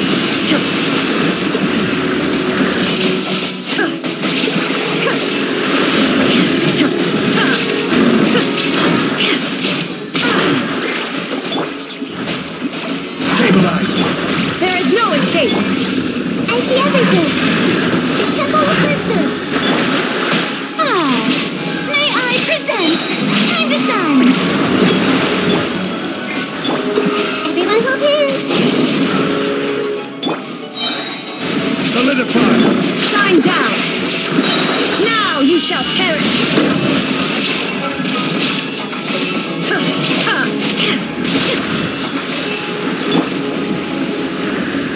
I will have order. There is no... Hey, share my knowledge.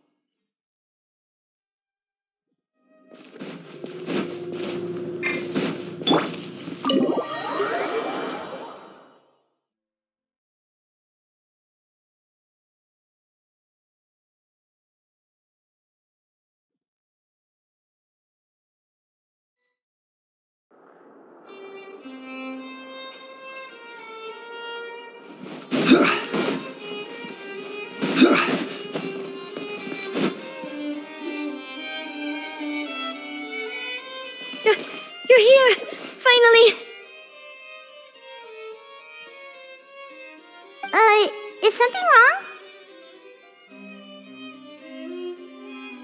Monsieur Neuvillette and Lady Farina, they seem to have gotten into a dispute. Please go see for yourself.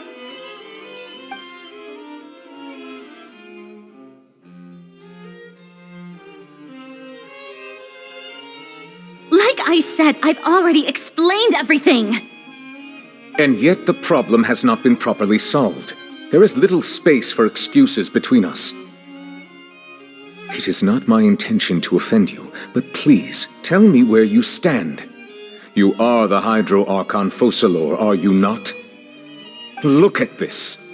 This is a list of the victims from the recent Poisson incident. You mean... they're all... We did not arrive in time to avert this disaster, and I will not have it happen again. I will say this once more. You must tell me everything you know. Yesterday, I found 3 stone slates in some ancient ruins near Poisson. Do you know anything about those? Seriously?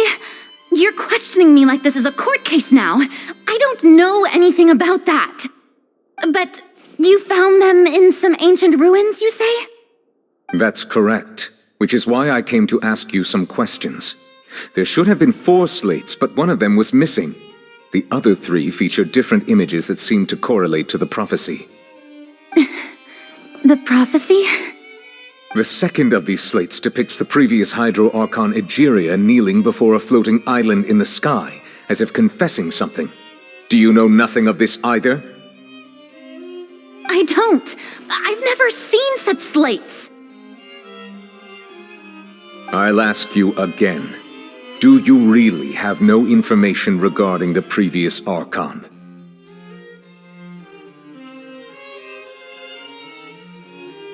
My deciphering of the slates indicates that the Hydro Archon Egeria once had to confess to, or apologize for, a certain sin. If anyone would know about it, it should be you.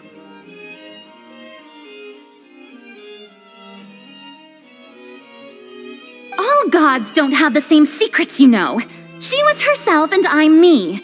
Is it really so strange that I know nothing? I understand your concerns, but I'm sorry. I just don't have anything to tell you. Forgive me for saying this now, Lady Farina, but I have long known of your various secret investigations into certain matters. There are several indications that you have been investigating the prophecy on the sly. This is not strange in itself, considering that you are the Hydro Archon. But it is strange that you should also claim to not know any of Egeria's secrets, as well as do nothing following your inquiries. You have never been as superficial as you have presented yourself to be, nor are you a fool. And yet, your behavior is very inconsistent.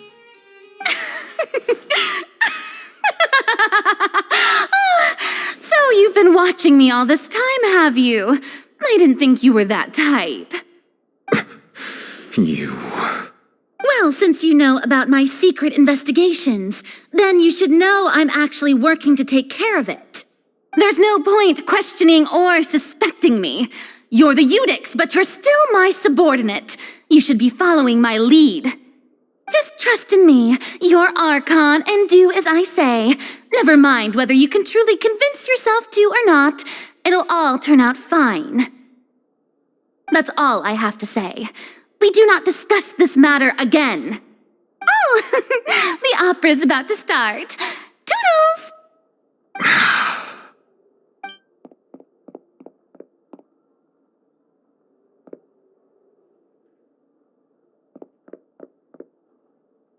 Did Farina not notice us standing by the door? Wonder what's up with her. She was smiling. Huh. She didn't seem in the mood to care if we were listening in or not. I assume you've been outside for a while now? Oh, you noticed. Seems Farina didn't even realize we were here. She was in a great panic, though I cannot discern the reason. Our discussion reached impasses time and again, a state of affairs that we cannot allow to continue. Still, I do not understand. Dialogue is the basis for understanding, so why did she keep refusing to engage?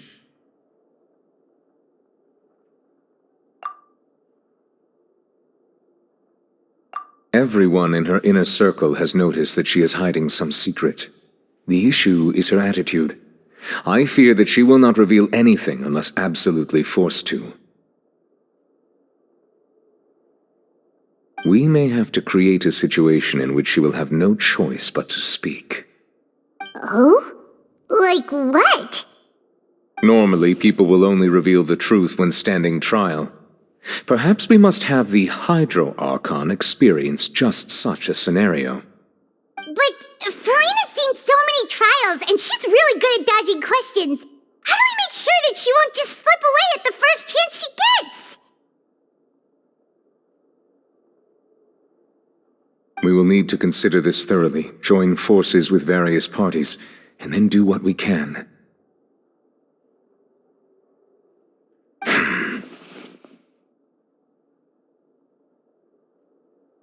If at all possible, I would prefer to recuse myself from this affair, but we must prevent the prophecy from coming to pass.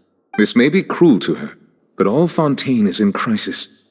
The information a god possesses is too precious, and so we must take a chance on this.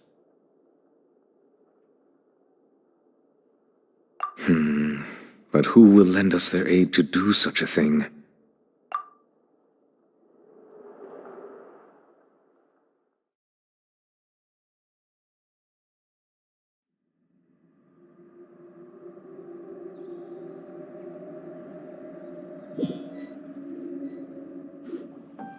Well, that's everyone, huh?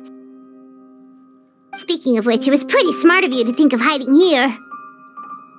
Poisson was just involved in a disaster, so it's presently devoid of people.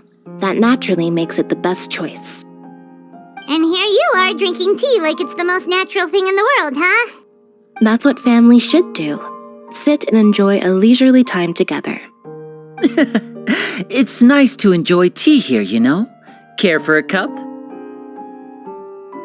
Lend me your ears, everyone. Or perhaps one of you might like to start us off. How about you, friend? Me? No, I don't think I can. Then, how about you, good sir? I fear that I will cause the mood on this boat to become as somber as it is in court. Well then, I guess we're lucky we've got a local like me to organize things. Wonderful, the spotlight at last. I guess I'll be facilitating things from here. That was a little long-winded, don't you think? Oh, you might be right. Anyway, to cut to the chase, our friend here, the Traveler, has brought us together to discuss something. As for what that is, well, let's start by saying that we'll be pooling our efforts together to create a series of traps. Oh, how intriguing. Well, it's just an expression, really. One that I just learned from Chlorand, and used on the spot. So, let's invite her to explain in detail. A round of applause, please. Huh? Didn't you say that you would be facilitating this? Oh, come now. Your work doesn't involve much public speaking, right? This is a good chance to practice. You might even pick up some fancy oratory tricks to impress your boss with in the future. I see. And what does my boss say? He is glad that you consider him your boss. Do go on.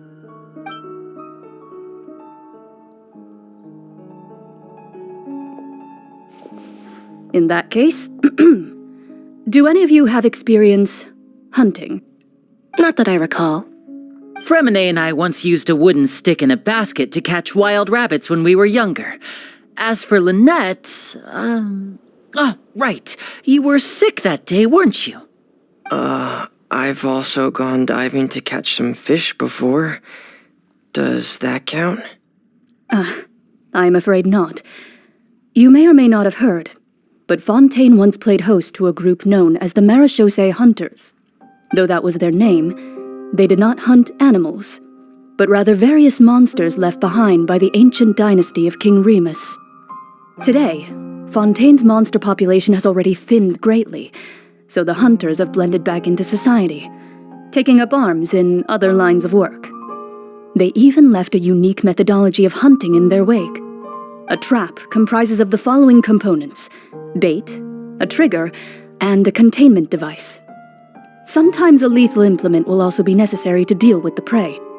So, if we were to build a trap together, right now, what would you choose to build it with?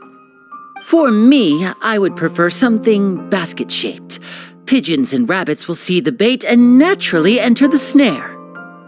Our line of work requires a deft hand, and we're some of the best in the industry, so you can count on our techniques. You used some of those techniques while moving the people of Poisson, didn't you? My subordinates mentioned that you even performed some magic for the bawling children. Yes, and I even managed to gather some intelligence in the meantime. I'm quite the multitasker if I do say so myself. I'm afraid I can't claim that as my strong suit. I prefer more stable methods, like placing bait in the water and waiting for the fish to come within reach. That's the kind of method I would count on. Calm and steady. Exactly the kind of person who would catch loads of fish. And I can be their assistant. With discretion, I'm sure.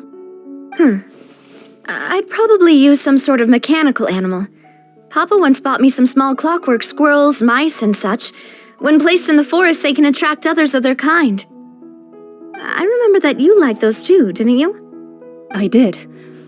And that would be a good way to go about it. If they're realistic enough, animals of the same kind will follow them all the way to the trap. What about you, Monsieur Neuvillette? I fear I do not have any related experience. That makes sense. You usually solve problems directly, without the use of any such tricks. But I do have one more question for you, Monsieur. If we were to create a trap now, how would you design it? I would like for it to be effective, but bring no harm to the prey. A more gentle trap would be ideal.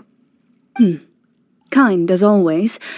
However, our intention doesn't necessarily change the containment device and the type of implement we need. If we wanted to kill the prey in one strike, we would need a powerful implement.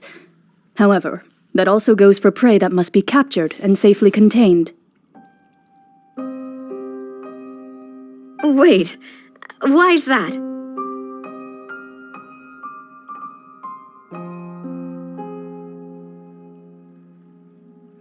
Only a hunter who's a true expert at subduing their prey can snare it without harming it.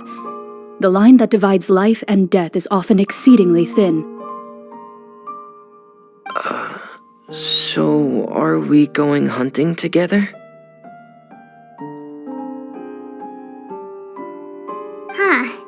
We hadn't thought of seeing ourselves as hunters. It kinda works, but maybe it's still not the best metaphor. If our means of capturing and dealing with our prey is to put them on trial, then the hunting metaphor is actually quite accurate. But we shall require much more courage than any hunter to judge a god, a being whose seat is an exalted throne.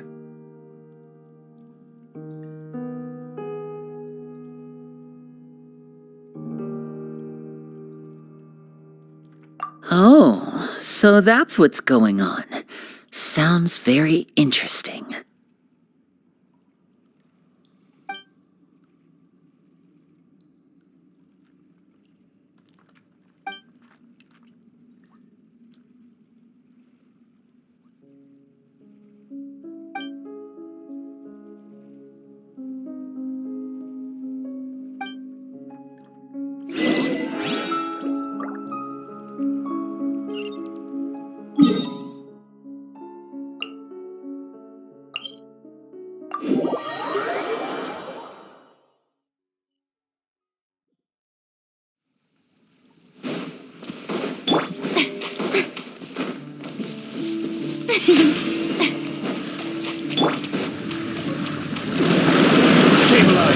Illusion shattered! Everyone hold it! The show begins! Inazuma shines eternal!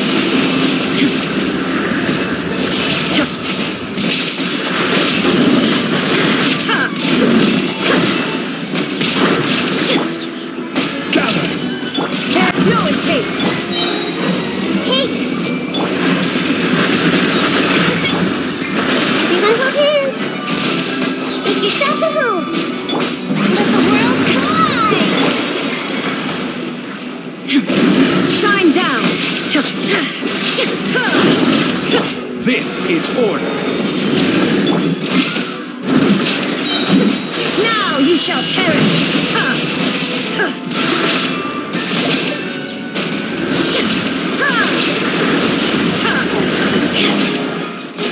Stabilize. I see everything! Share my knowledge! May I present?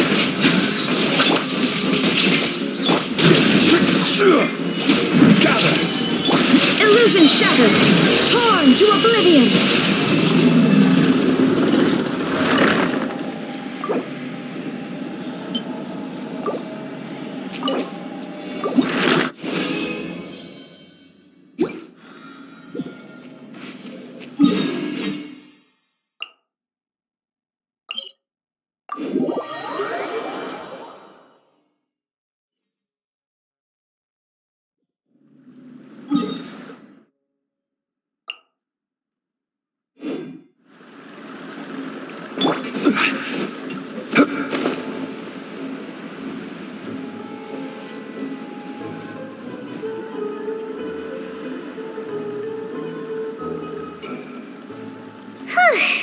It's been a tough few days, hasn't it? So much has been happening. Paimon didn't think the meetings would go on for so long, but everyone seemed pretty fired up, huh? Paimon thought they'd be at least a little frightened. Well, Fremine was, now that Paimon thinks about it, but everyone else just looked a little surprised.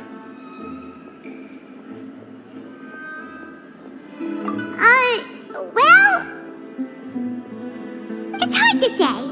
Paimon doesn't have any experience with this sort of thing. But with you around, Paimon sure will do great.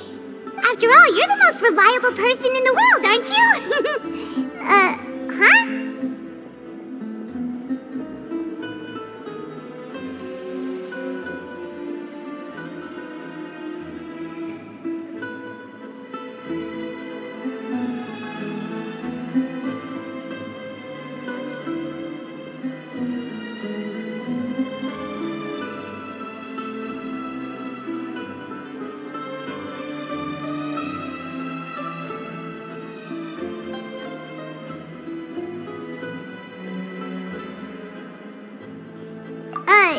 Did you just pour some tea? Paimon didn't notice you doing that at all. Then what's that? Paimon's never seen that cup before. Don't be frightened. I'm just joining you two for tea. I merely refrained from saying anything till now. Who's that voice? But there's no one here.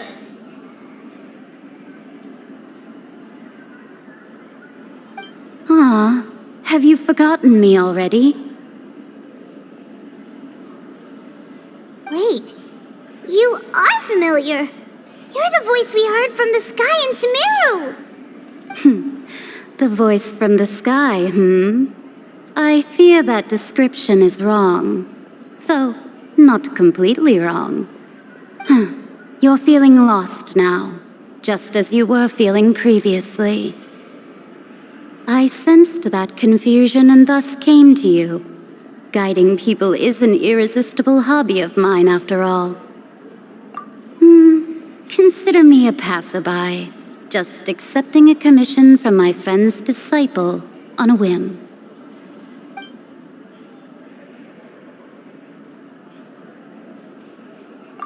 The prophecy.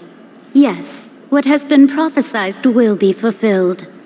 You may view such things as the history of the future. What? Then is there any way we can stop it?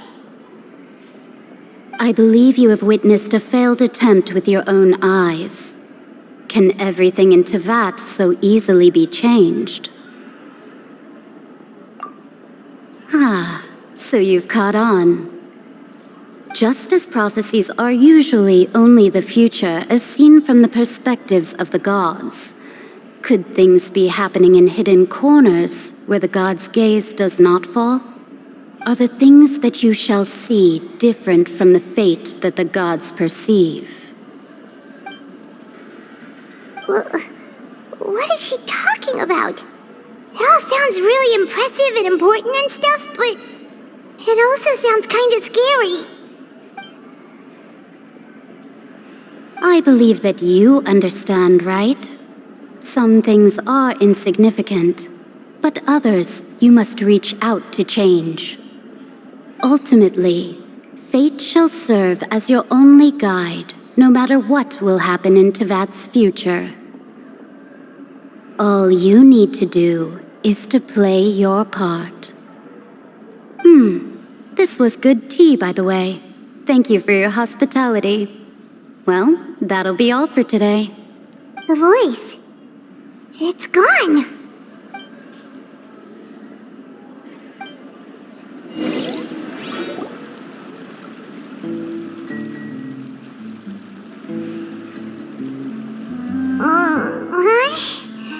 I might hear someone talking. All right, coming.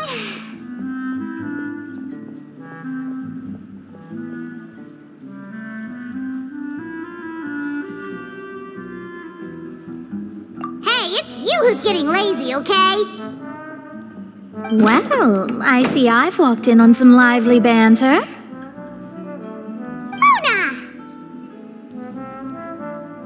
Fine, just fine. I went to take part in that Steambird panel. It turned out to be more interesting than I expected.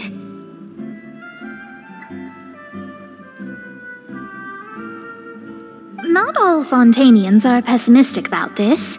One journalist mentioned that sitting around and waiting for the end to come would be wrong, and that they should make their own rescue preparations. I agreed, so we had a brief chat with her. Did she have pink hair by any chance? Why, yes! It was Charlotte. You remember her, right? That daredevil journalist? I'm in full support of her view. Prophecies are very important, but how can people allow their lives to be commandeered by just a few words? That's right! Paimon's glad to hear something sensible for once. Ah, yes. About what we had discussed before. I did try, but I'm afraid I couldn't reach the old hag.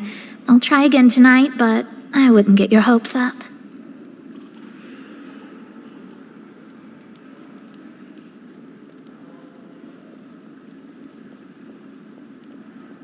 Huh?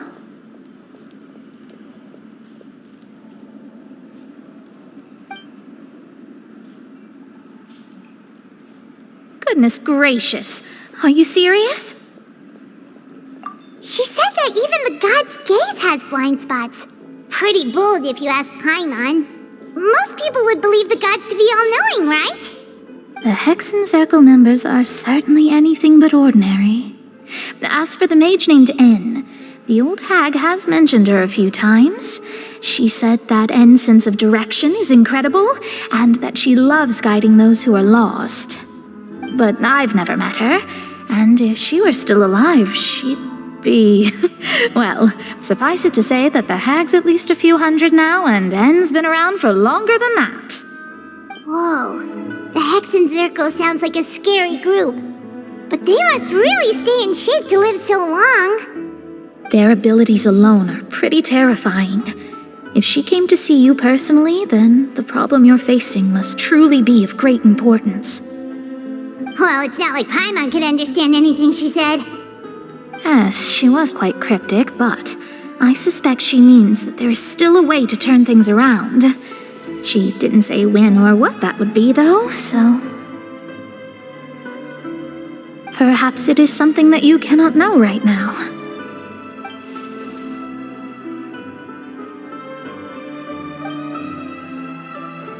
Traveler, Paimon, are you two all right? Oh, we're fine. We're just a little down right now. It kind of feels like the end is coming, you know? I see. I feel that same sense of desperation, too. I guess you could consider me someone who has often witnessed fate. So far as I have seen, it cannot be swayed. But even so, I still hope for, and believe in, miracles. Astrology is eternal and rational, but fate may not be. It is cruel, but it can also be beautiful. Perhaps that's what En was trying to tell you. Not to lose heart, and to believe that what you are seeing playing out before you is not yet set in stone. I did originally think of steering clear of all this, but I couldn't. Even if this is all futile, I still wish to help everyone. If we don't struggle to the last, then how can we face the end when it comes? Huh. You do have a point. There I go, talking about astrological principles again. Sorry about that. The moment I start talking about work-related stuff. I need to get going. It was worth trying to comfort you, even if only a little.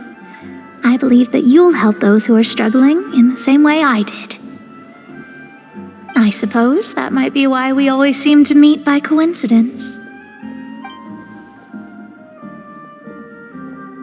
Paimon feels kind of moved by what Mona said, but also kind of sad too.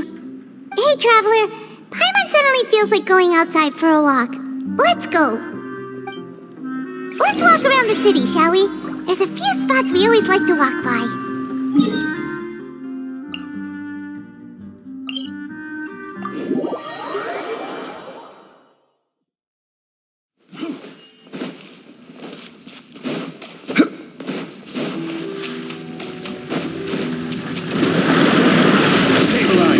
There is no escape!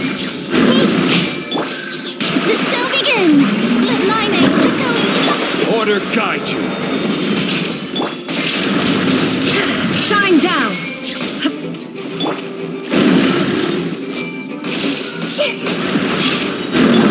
Quake!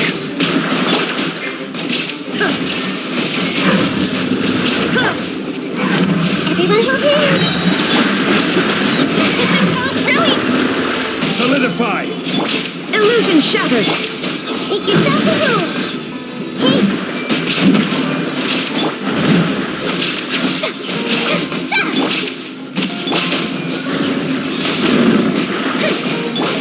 Now you shall perish!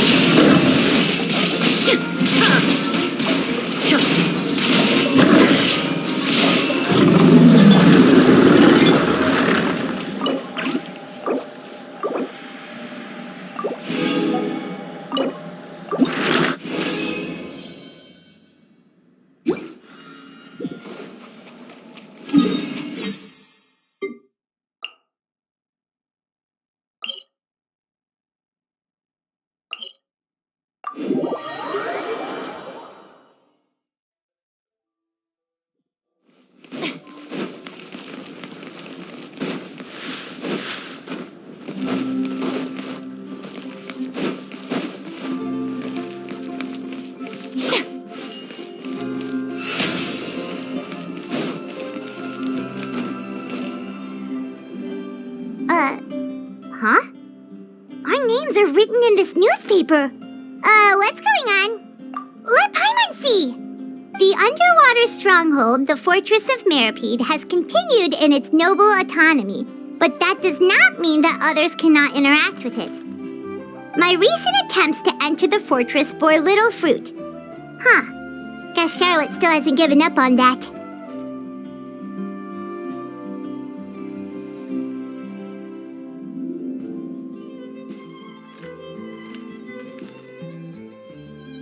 Thus, did an Outlander friend become the focus of this report. A blonde adventurer with their white fairy, legends trailing in their wake. It is said that this mysterious traveler once visited the underwater fortress. So while the fortress's interior remains a mystery behind closed doors, do not fear, for the tales of the traveler contain surprises in spades. Journalist Charlotte's biggest scoop yet, the Traveler's Trail, World Walker. Huh. Charlotte took so many awesome photos of us and we never even noticed her. She hasn't been able to get a hold of anything at the fortress, so since we're easier to find, she's using us as the subject matter instead?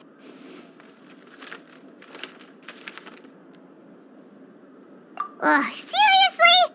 Well, fine. Those headlines and photos do look cool, so Paimon will forgive her this time.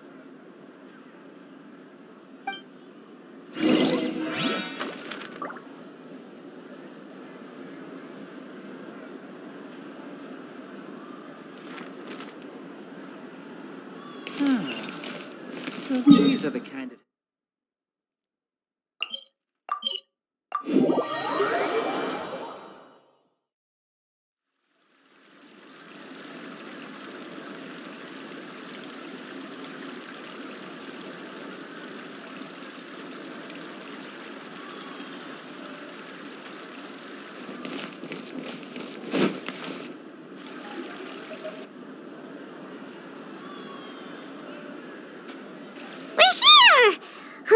Paimon's hungry. Should we go in and get something to eat?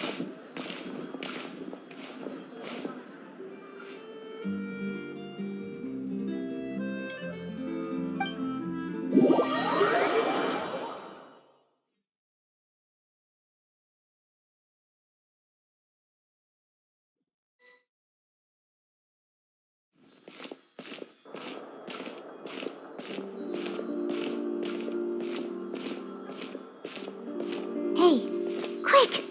Look! That's the limited edition, only 16 slices a day cake! It was so delicious the last time we tried it, despite the tense situation we were in. Let's give it another go. I'm sure it'll be great. 1 slice of cake, please. Someone showed up after all.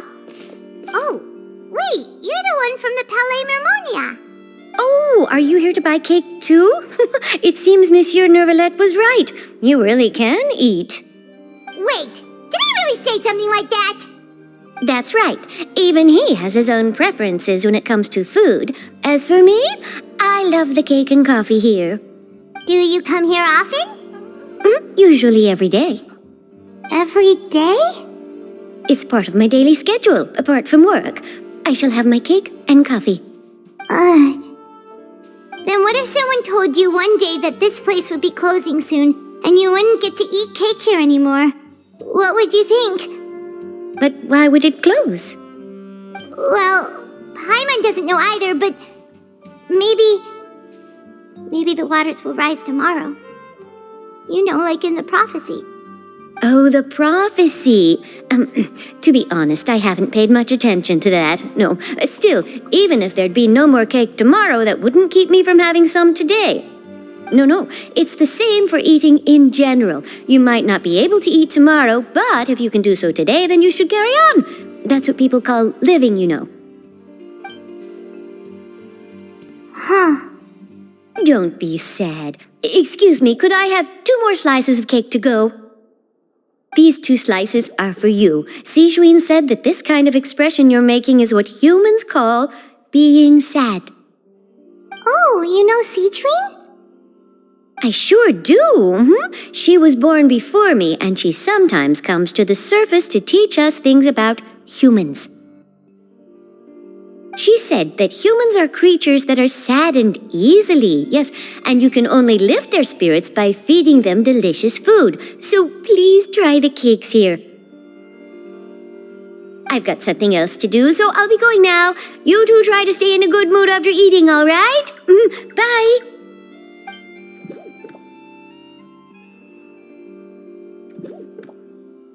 And there she goes. All right, let's dig in. Paimon's sure this cake will be delicious.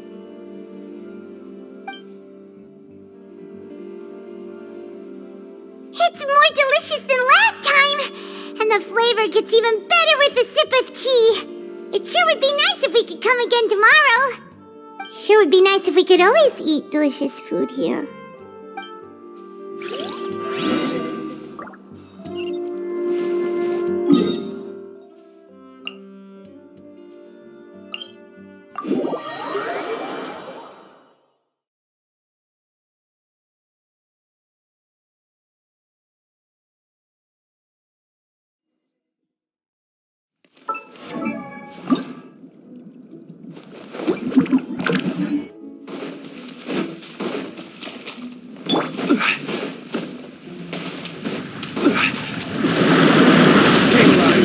We'll have order.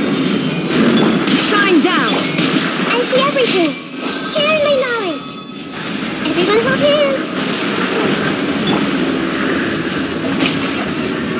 Time to shine. There is no escape. Torn to oblivion.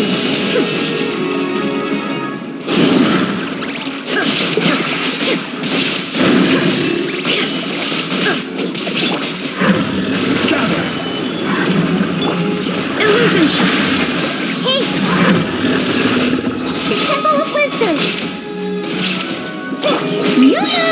Let my name echo in song. Stabilize. Order guide you.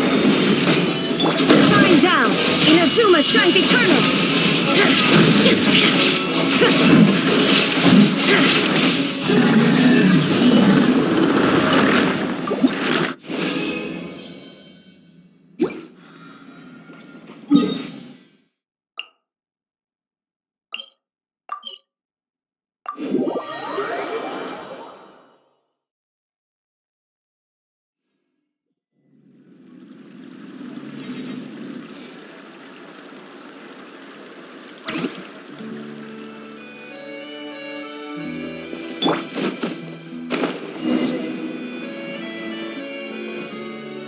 Wow! If it isn't the Traveler and Paimon!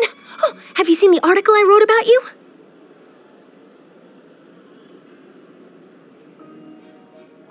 Ha! You've got some nerve! You just used death to make some quick mora! Oh, you needn't worry about that. I heard that you were in Poisson some time back, so I sent you a letter to discuss just that. It appears you didn't receive it, though. It's all right, though. I've set aside the amount intended for you. I've even set the table with some food. Really? Oh, you're the best! You're almost a little too easy to win over, Paimon. If I were a journalist with ulterior motives, you'd be in trouble now, you know. Oh, Paimon knows you're not like that. Still, what brings you here all of a sudden? Were you looking for me?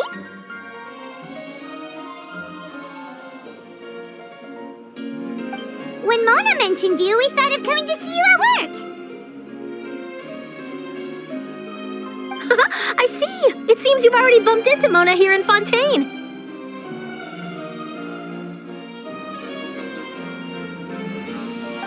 So she mentioned me? What did she say?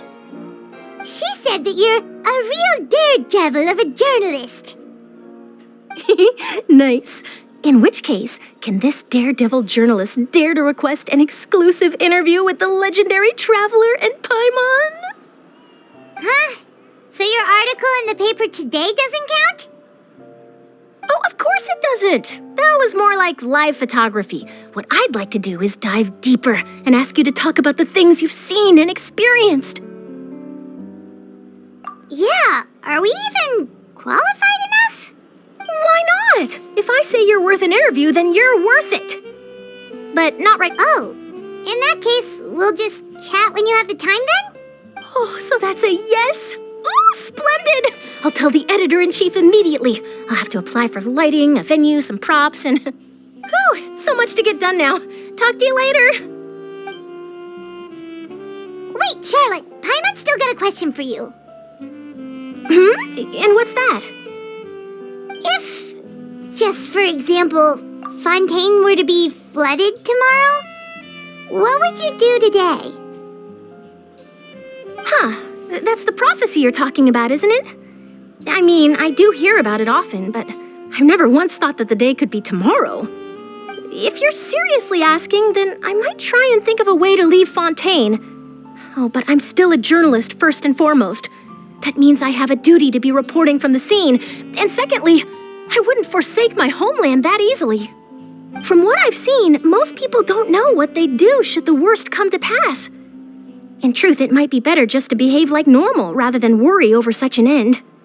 So in all likelihood, I'd probably still be prepping at the office for that interview of ours. I know what you're thinking. That sounds a bit sad, but I've always believed that it's best to do what you enjoy. Just think about it.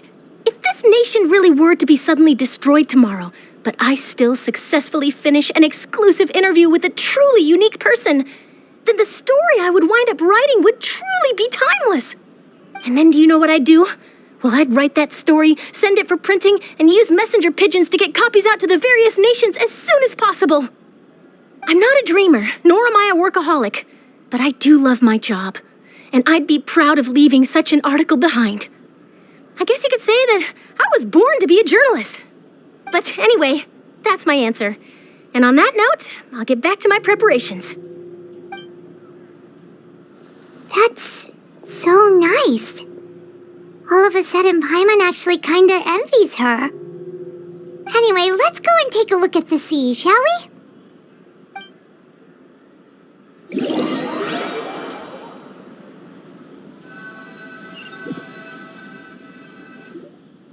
The sea breeze and scenery can be a pretty soothing combo, huh?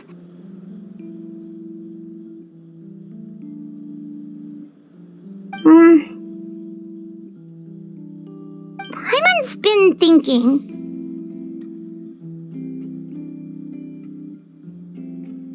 If it wasn't Fontaine, but all of Tevat that would be destroyed tomorrow, where would we go and what would we do?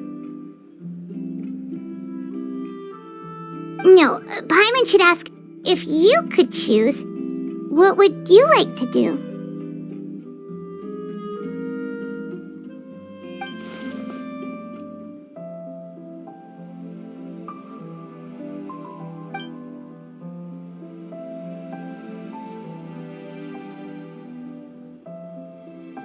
We've always been moving to the next destination, so we haven't spent much time thinking about these kinds of things.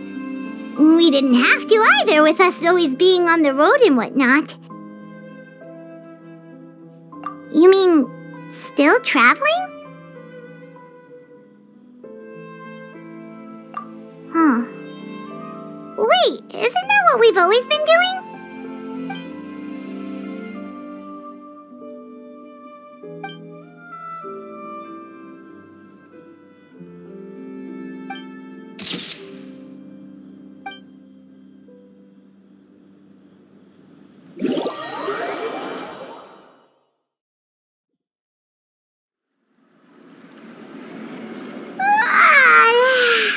Feels like you'll grow mold if you stay here long enough. But it's still better than the Fortress of Meropide, that's for sure. It's not only damp there, but salty too. Ah, so the two of you are still here. Wonderful. Oh, you're from the Palais Mermonia, aren't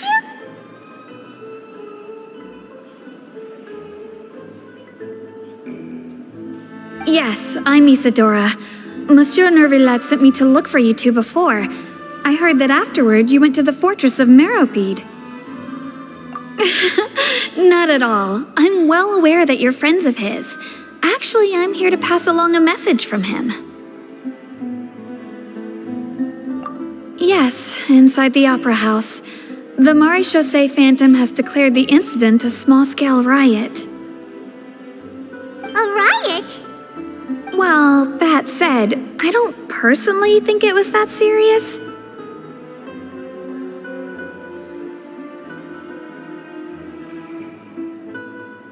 Lady Farina was watching a performance at the Opera House, and while she was resting during an intermission, some other audience members suddenly started harassing her.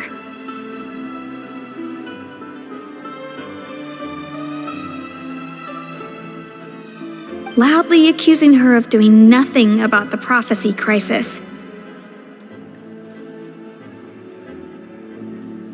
And before she could respond, others started to join in.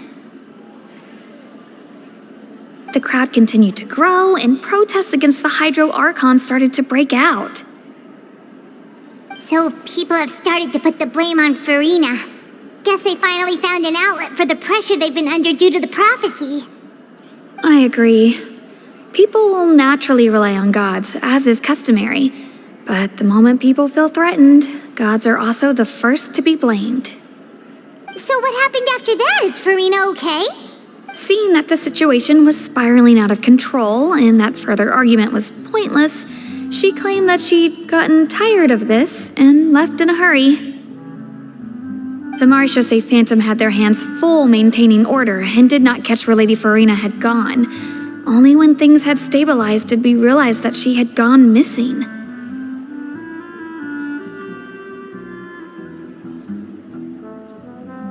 So, you mean she's still missing?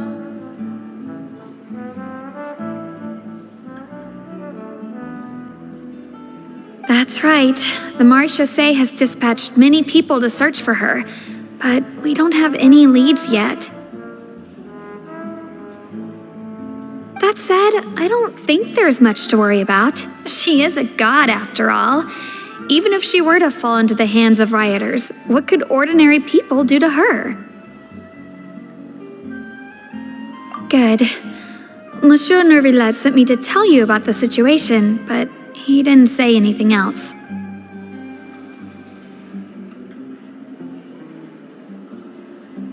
Don't worry, this is more than enough to go on. Thanks for keeping us informed.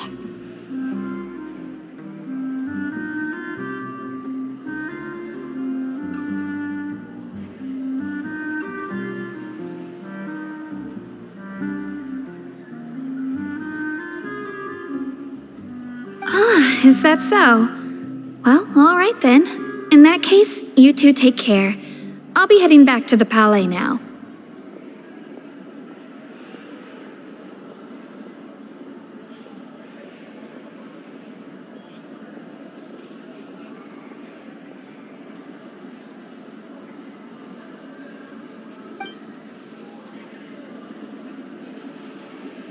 Well, sounds like we should hurry over to Poisson then.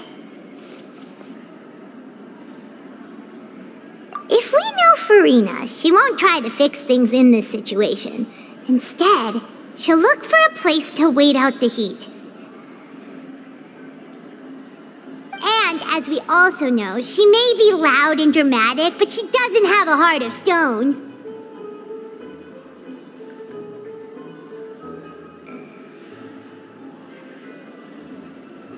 When Neuvillette was talking to her in the Palais Mermonia, and she heard about Poisson, she couldn't hide her sadness and remorse. It would be hard for her to ignore being accused by the public today.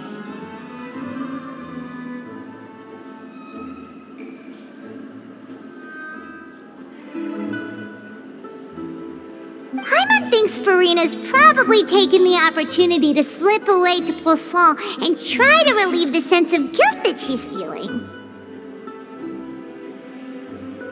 Huh. Well, what do you think? Paimon knows the answer, of course, but Paimon can do the analysis to back it up, too. Cool, huh?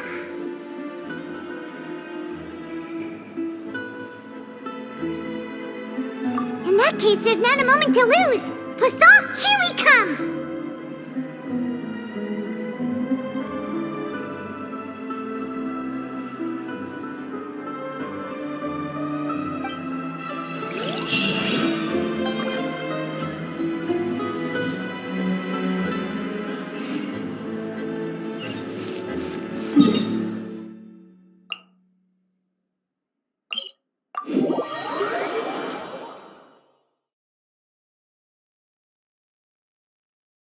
This place looks deserted. Guess all the survivors must have evacuated already.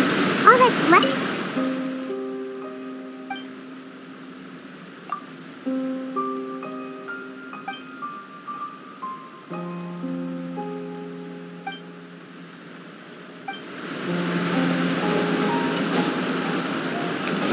Could Farina really be here? Let's try to find her as soon as possible.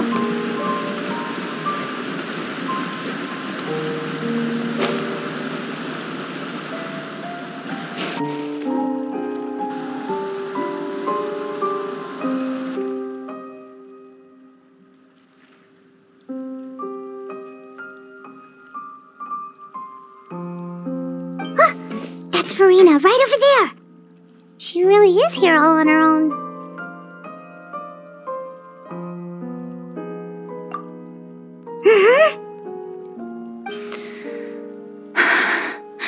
Should I just give up? This is all meaningless. What was meant to happen did happen after all. Everyone's dead. I'm sorry. I am so sorry. Give up, Farina. There's no point in holding out.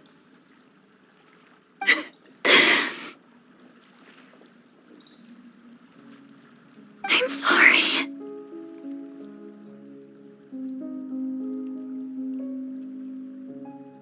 But what can I even do other than to repeat meaningless apologies over and over?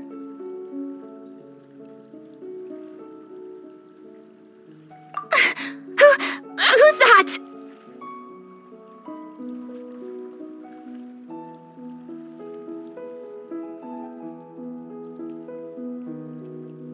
Don't worry, Farina, it's just us.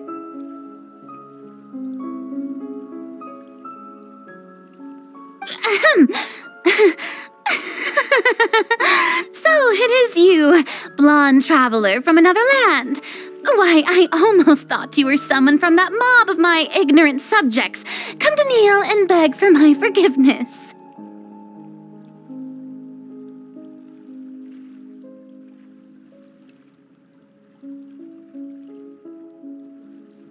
Farina, you were crying just now, weren't you?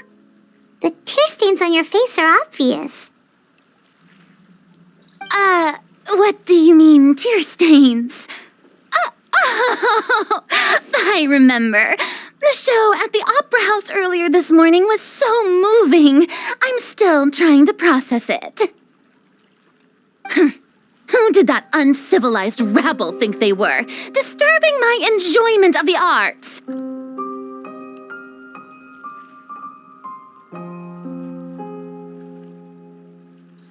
They even dare to tout their Archon!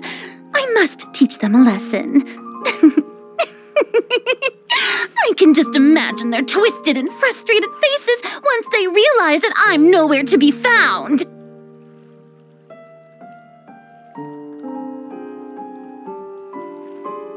Oh, and I'm sure Nouvellette and those people from the Marche Sauce Phantom are freaking out right next to them, too.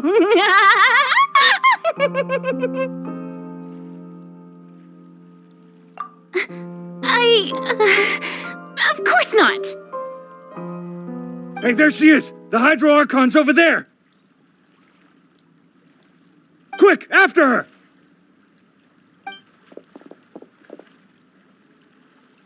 Farina, those people seem to be after you. They are? They're just some rabid fans who want to cut the line because they haven't been able to meet me in person, aren't they?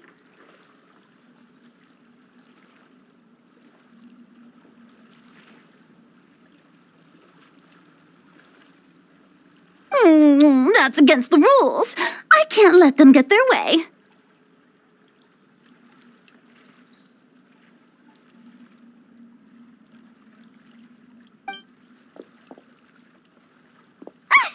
Farina just ran off! Quick, we have to catch up with her!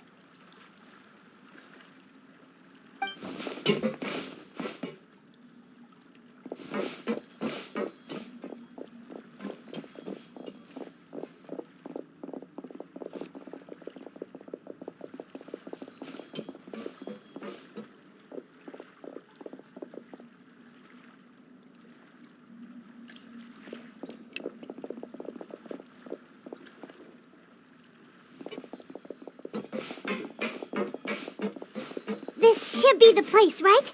Hey, Farina! There's a good hiding spot over here. Quick, come to Paimon before the rest of them catch up to you.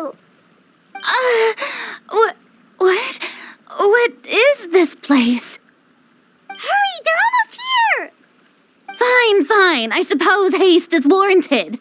Lead the way.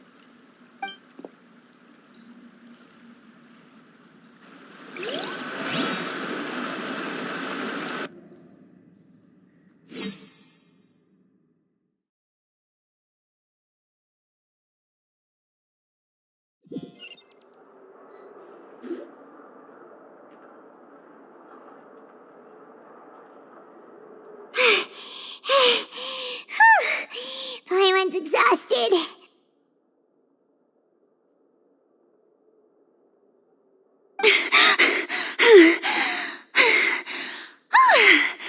I'm so tired. I totally thought they had caught me. No, I merely gave in to the sheer enthusiasm they displayed.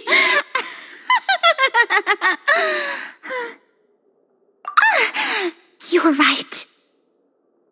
Yep, that's a good girl.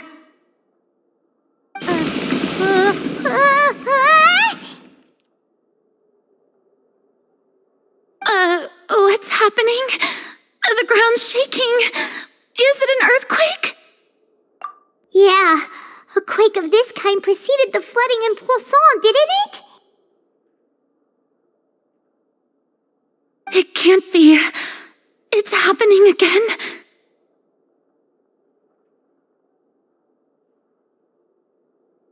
Well, there's no need to worry too much about that. Neuvillette made some emergency plans, so the evacuation should go a lot smoother this time. Yeah, I hope you're right. But the people of Poisson, they've already...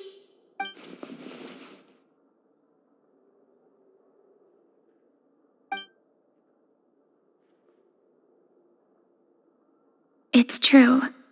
I've been investigating the prophecy for hundreds of years.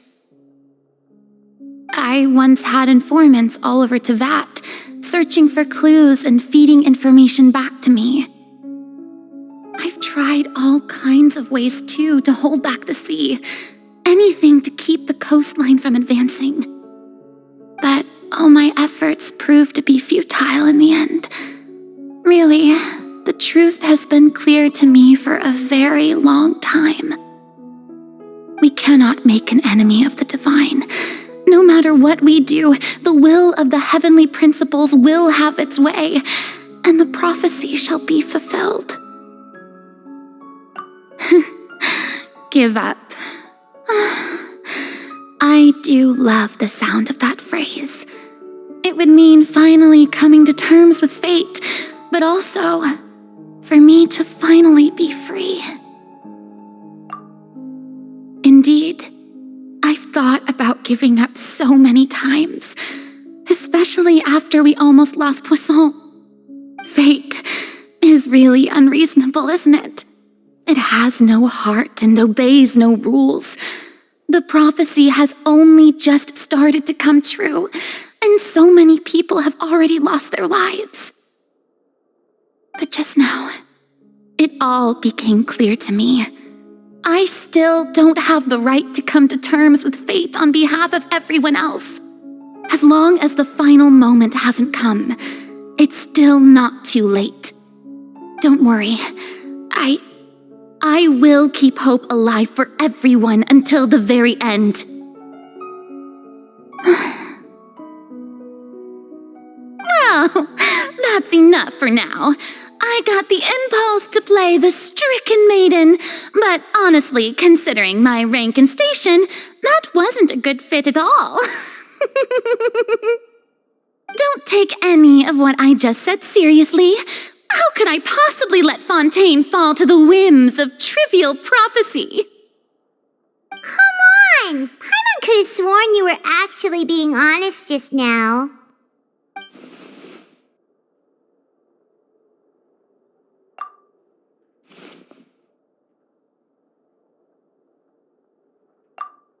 Cher, my burden. That's impossible. It was fated right from the start that this would be my duty alone.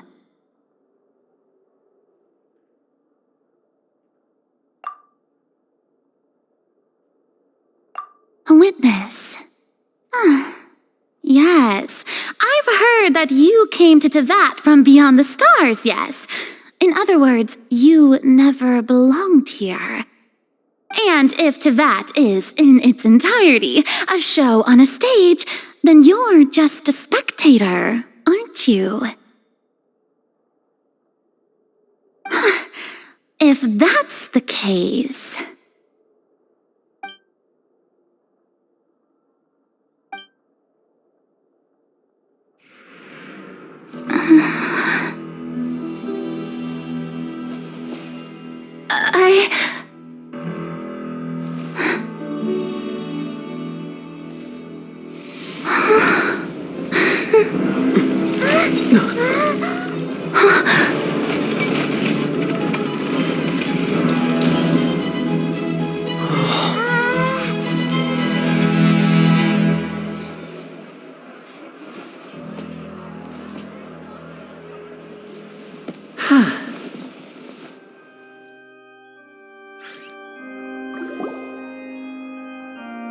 Ladies and gentlemen, this concludes my opening performance.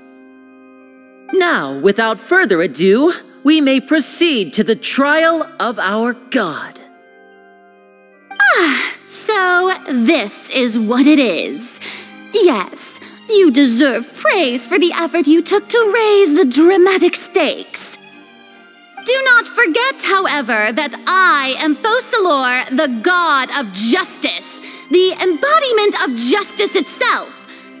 Does it not strike you as even the least bit absurd to bring the very concept of justice to trial? May I interpret these words as your refusal to stand trial? In that case, you will have the opportunity to defend your honor through a duel. You would draw your blade against a god?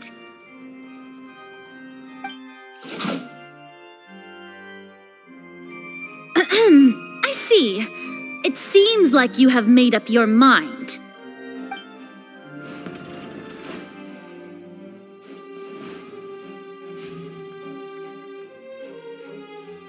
Paimon can't believe it. She just surrendered. What the heck is going on? Did I just see an Archon surrender to a human? Wow, how utterly humiliating.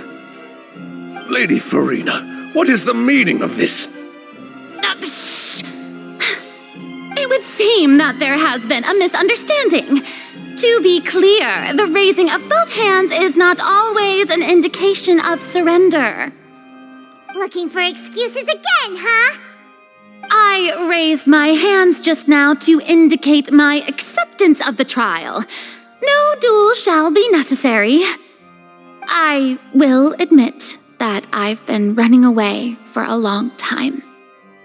I'm sorry, everyone. I was unable to protect the people of Poisson. It is my duty to stand trial for my crimes. You are not the only ones to be disappointed in me. I, too, am exceedingly disappointed in myself. But now, it is time for the Hydro Archon to show you her courage and resolve. I, Farina, will use this trial to show the world the true meaning of justice. This time, I will protect you. Applaud and rejoice. One of the most outrageous and fantastical arcs known to the opera epiclese is now unfolding before your eyes. Mark my words, this shall be one of the most exhilarating and brilliant shows ever to grace the stage of Fontaine. The trial of the Hydro Archon, Fosalor, will now begin! Woohoo! Oh, now we're making history!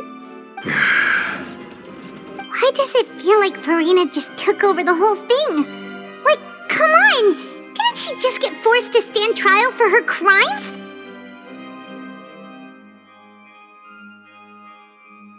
Also, even though she's still acting super dramatic, she is taking this seriously this time, right? All right, then. Who will be my opponent in this trial? The court asks the prosecutor to please take the stand. Is that so?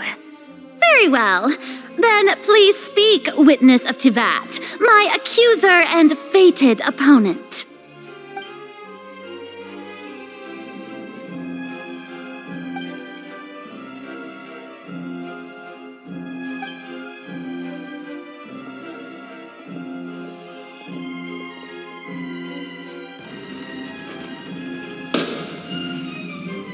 Also, please allow me to ask, as a final question before the trial begins, just how much work did you do to force me onto this stage? Well, we did do a lot of prep after the meeting that day. I can go over the tasks assigned to the Spina di Rosula, since they were rather straightforward and easy. Navia, the president of the Spina di Rosula. Most of the people who participated in the disturbance this morning were my subordinates. They changed into plain clothes and came to the Opera House as regular audience members, waiting for the perfect opportunity to incite insurrection against you. The people's resentment against their Archon has been building as more and more of the prophecy is fulfilled. A spark was all we needed to turn smoldering anger into a flame. Moreover, according to our understanding and analysis of you, when something like that occurred, you would likely flee the scene and head to Poisson by yourself. So, we arranged for a second group to lie in wait there. So, you mean, the ones who scoured the settlement for me were also from the Spina? And their goal was to force you to step into the giant magic box so you may personally participate in the greatest magic performance in all of Fontanian history. That's right. That house was a magic box, rather than someone's residence. As the super ultimate version of the setup that I used when I first performed at the Opera Epiclese, the volume of the box was increased by a whole order of magnitude, and the distance it traversed was the entire gap between Poisson and Aranias. Its cargo, of course, was an Archon instead of a human. My thanks, Farina. Without your help, we could never have pulled off such an extraordinary performance. You're welcome? Of course, this performance was only made possible with Father's support. The House of the Hearth spent a massive amount of labor in Mora to pull this off. We had to select a location, construct the giant magic box, dig a tunnel, and open up a path through the water. It was a lot of work for all of us. So, in other words, the earthquake that we felt within the giant magic box was just a normal tremor from the transportation of the whole house? That's right. It wasn't a sign of another disaster to come. Then, I can guess Nervilette and Cloran's parts. You gathered a crowd, prepared a stage, and made sure that the champion duelist would be immediately ready for a fight. Also that as soon as I appeared on the stage, the trial may commence without a hitch. Am I right? Yes, that is correct. Well, Clorand, I must commend you for your courage. Only the most outstanding champion duelist in all of Fontaine would accept a duel with an Archon without flinching. Thank you. As for you, Traveler, I suppose your role was to keep me distracted with conversation once you found me in Poisson. You'd make sure that I didn't notice anything amiss before revealing yourself as my prosecutor once we'd arrived onto the stage. Oh?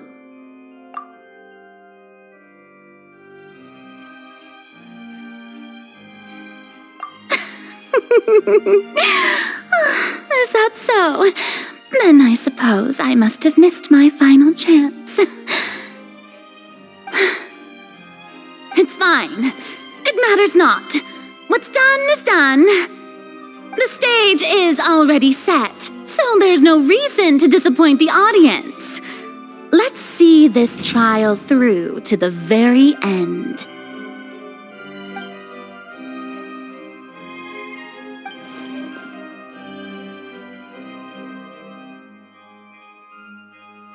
Sir Prosecutor, please allow me to pass this along. This is a document that Miss Charlotte applied for and received permission to share with you during the trial. According to her, it should speed up the proceedings. Huh? Charlotte wanted to give us something? Oh, so she's here too! Hey, Charlotte! Oh, Leb Hymancy! Isn't this the exclusive interview that she did with us before? So she's already finished it, huh? Wait, then that means this document is a perfect timeline of everything that's happened ever since we stepped foot in Fontaine! So in other words, we can refer to this anthology of evidence every time we want to use something from our journey as evidence for an argument! Let's quickly confirm the information in it. Just think of it as a refresher, alright? You defeated the Hydro Archon in the very first duels you took part in at the Opera House. That's one for the history books, all right. I didn't think that you'd wind up getting to the bottom of the case I'd been following all this time. I guess you could also see this as a happy coincidence. This is the first time Monsieur Neuvillette had a difference of opinion with the Oratrice. Even the Hydro Archon can't figure it out. A Fatui Harbinger. She's an extraordinary person. Her instinct must mean something. The fortress of Meripede was almost destroyed in a single day. That I didn't witness that scene personally will always be a source of professional regret, I think. According to Monsieur Neuvillette, both Child and that whale should have been in the primordial sea at that time. I nearly lost my awesome friend Navia. To be honest, that still gives me shivers. The words of someone as extraordinary as a witch can probably only be truly understood when something surreal happens to you.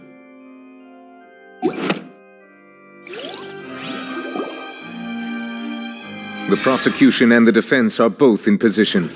The trial shall now begin. Oh, come on, Neuvillette. There's no need to repeat all the unimportant legalese.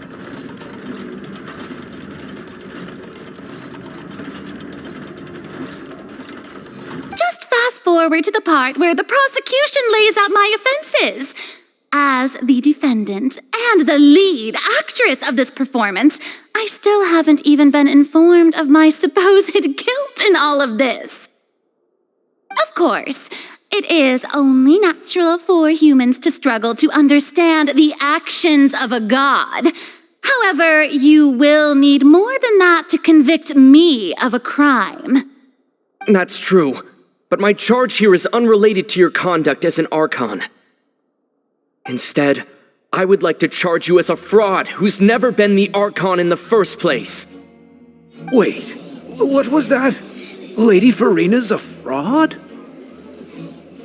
Hey, I came here thinking that we were going to try the Hydro Archon for forsaking her duty, but did I hear that right? She's not our Archon at all? Charge accepted. Lady Farina, do you plead guilty to the charge? Lady Farina. I plead not guilty. How can I be guilty? There is no way that I, Focalor, otherwise known as Farina de Fontaine, a member of the Seven and the Regina of all waters, kindreds, peoples, and laws of Fontaine, could be anything other than your true Archon. Yeah, even though Lady Farina can be rather eccentric, isn't it going too far to doubt her very identity? Yeah, I've never questioned her identity either. Sure, Lady Farina can be super irresponsible, but what grounds does that prosecutor have to make such a huge claim?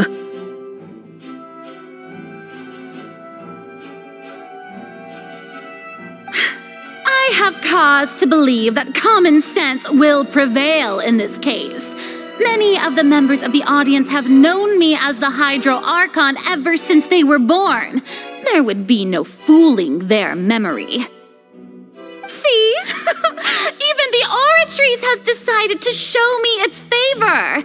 Are you sure you want to commit to a charge that will never be upheld? If you wish to drop the case, I can promise you as the God of Justice that you will not have to face trial for making a false accusation. We will treat everything that's happened as a dramatic spectacle and move on with our lives. What do you say to that? An argument with near impossible odds, huh?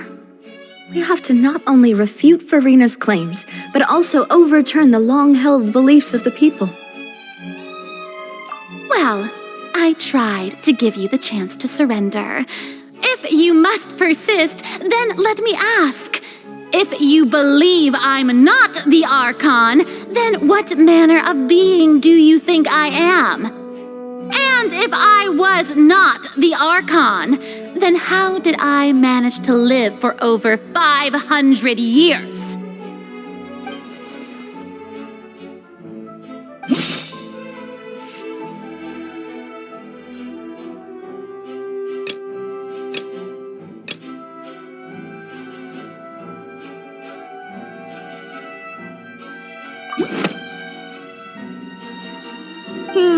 That doesn't sound right.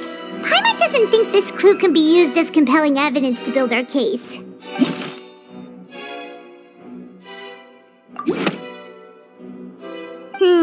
That doesn't...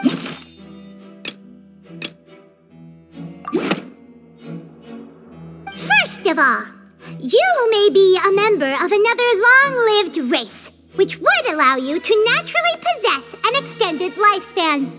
And second of all, even if that wasn't the case, there could be other ways to extend your life. Who gave you that idea? Was it the knave? You'd sink so low as to use a harbinger's words against me. A curse? I once thought it possible that the aura of an Archon might naturally resemble a type of curse. But in light of this claim, perhaps what I sensed was not your divinity, but a curse after all. You sensed it too, huh, Nervalet? Lady Farina is actually a human? Well, it is true that it's extremely difficult to tell humans and gods apart just by looking at them. It's not impossible.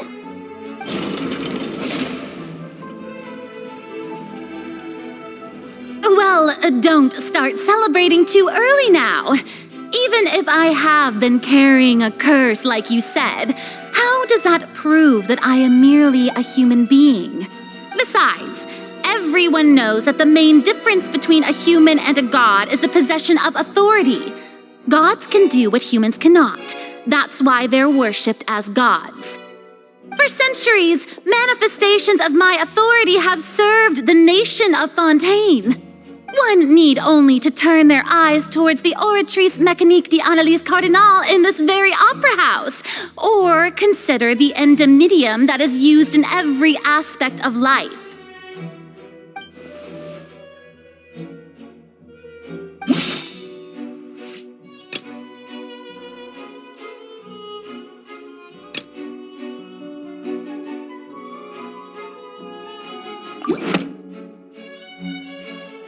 You tried to reference the Oratrice, but weren't you as confused as all the rest of us when the Oratrice declared Child to be guilty without any proof? Otherwise, you should have come up with a good explanation for that by now. Didn't I make myself clear at the time? The decisions of the gods are naturally difficult for humans to comprehend. There is no need to provide an explanation. Lady Farina, I believe a reminder of your current circumstances is in order. While the court is in session, the principles of justice and the law must come before all else. While you are an Archon, you are also first and foremost the defendant in this trial.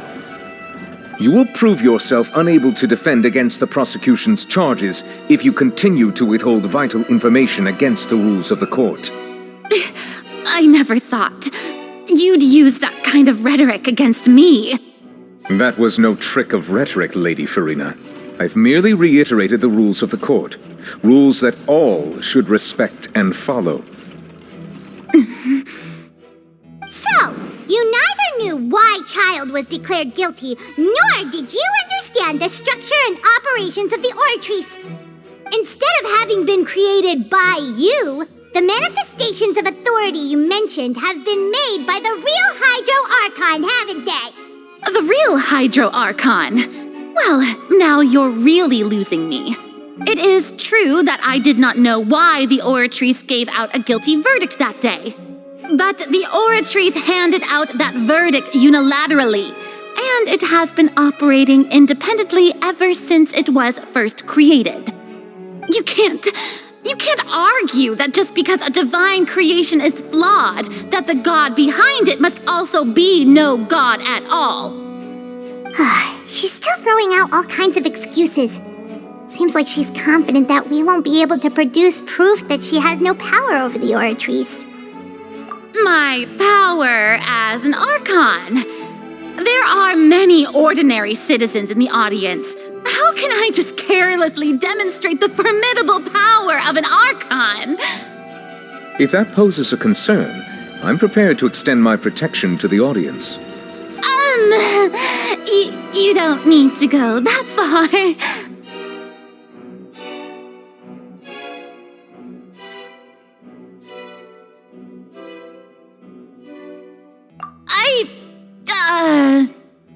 Aren't you the Hydro Archon?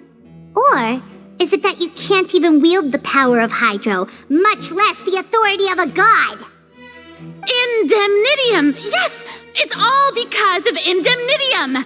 All Archons derive their power from the faith of the people, and I've converted the people's faith in justice into Indemnitium! Thus did I give up all of my divine power to provide everyone with energy for their daily lives. Have you ever seen a more magnanimous god? Isn't that a huge stretch? Yeah, no matter how generous an Archon can be, how could they give up all their power? Can a god with no power even still be called a god? It seems like nobody's buying Farina's excuse. Hey, come now, everyone. Please don't stare at me as if I was a liar. I'm still the same Farina you knew, right? The one that you loved. Shouldn't you want to believe in me? Please? You've got to believe me. If what the prosecutor said is true, she really has committed a grave offense. Did she deceive all of us? And all of our parents and grandparents too? And then all of our ancestors? Ever since they were born? Enough! That's enough. Tell me then, if I'm not the real Hydro Archon, then who is? If you have no evidence of another Hydro Archon's existence, nor can you find anyone who can back up their claim to be such, then what grounds have you to say that I'm not actually the real deal?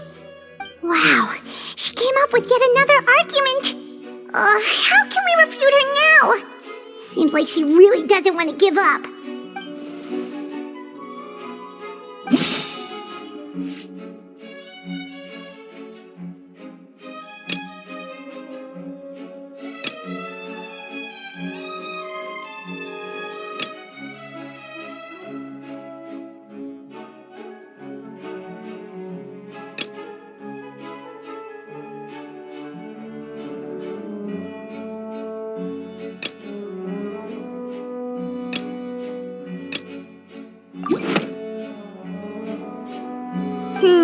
That doesn't...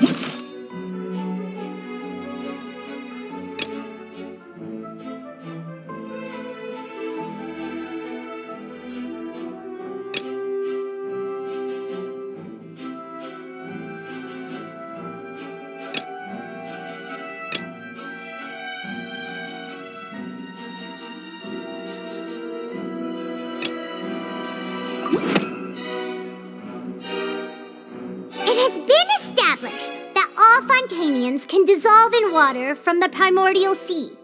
And that means... Since you insist on claiming to be a god and not a human, then there's a method that you can use right here and now to eliminate all suspicions of you being the latter. Miss Navia, please apply to serve as a temporary attorney for the prosecution before addressing the court.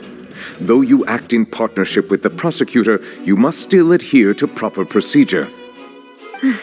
Super sorry, Monsieur Chief Justice. I swear this really will be the last time that I'll speak out of turn. Now, I've brought some seawater from Poisson.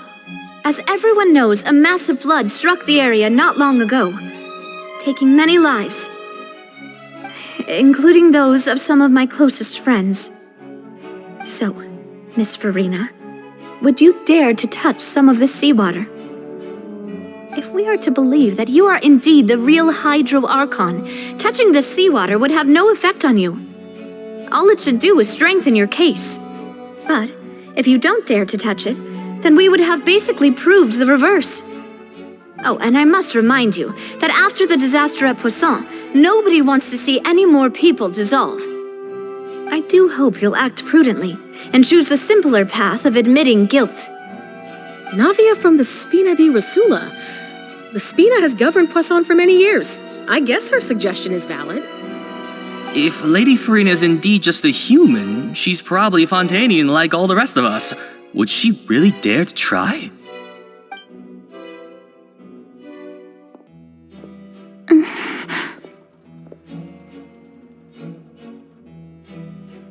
Lady Farina, this test has been unilaterally proposed by the prosecution.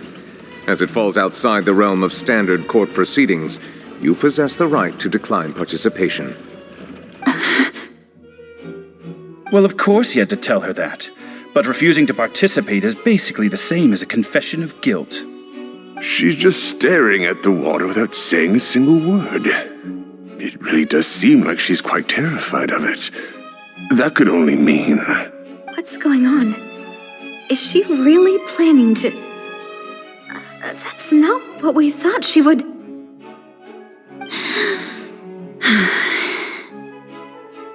Due to the inherent risk of the test, Lady Farina, you may...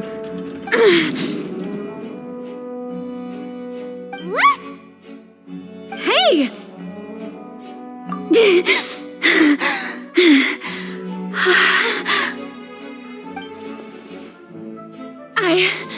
I'm fine!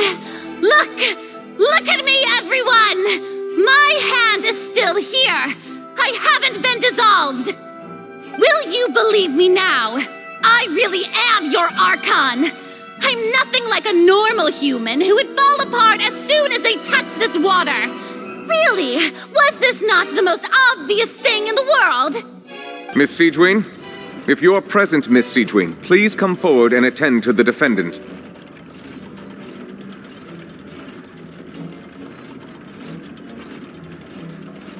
Siegewien? Don't be nervous. It'll just take a few seconds. Let me see. That should be enough. Please announce the results of your evaluation to the court, Miss Siegewien. As everyone doubtlessly saw, Miss Farina was displaying symptoms of hyperventilation and flushed skin. These indicate that she was experiencing the adverse effects of exposure to primordial seawater. The extent to which she was affected is the same as other humans when exposed to primordial seawater of a similar concentration. Thank you, Miss Siegewien. Lady Farina, you may return to the defendant's stand. Oh, wait. What did she just say? I didn't get dissolved. Shouldn't that be enough to prove my innocence? Well, considering your tendency to run from your problems, we did originally prepare a direct sample of the seawater around Poisson.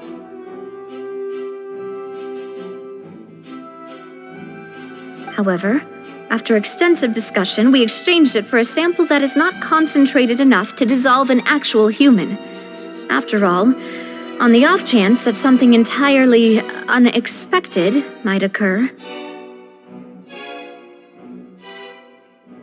We don't want anyone else to lose their life to the sea. Yeah, so out of regard for Farina's life, you secured a low-concentration sample and asked the head nurse to serve as an expert witness. It's a great thing that the direct sample wasn't actually used. Farina could have... I can't believe... You...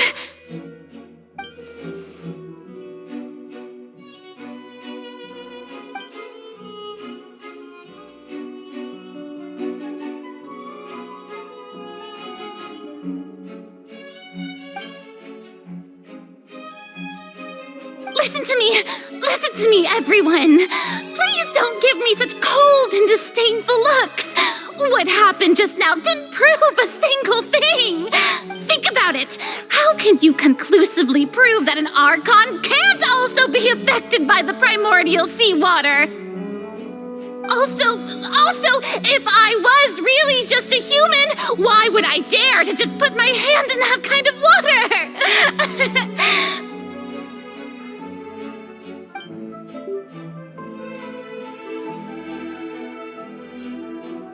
Please, anyone, just listen to me. I swear, I really am your Archon.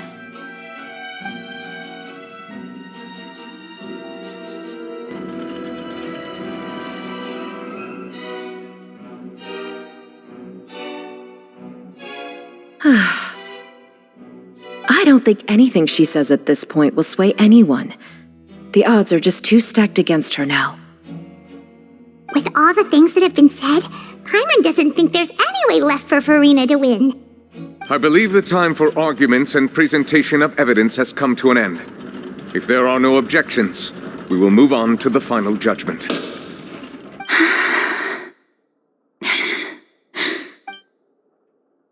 I don't think anything she says at this point will sway anyone. She's too stacked against her now.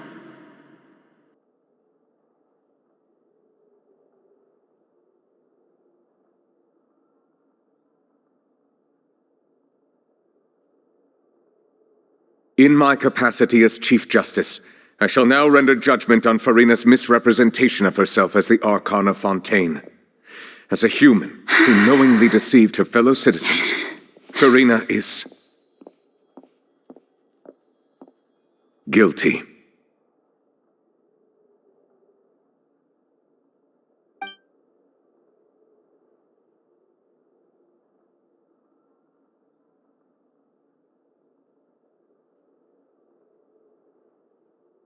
We shall now turn to the Oratrice Mécanique d'Analyse Cardinale to render the final verdict on the charges.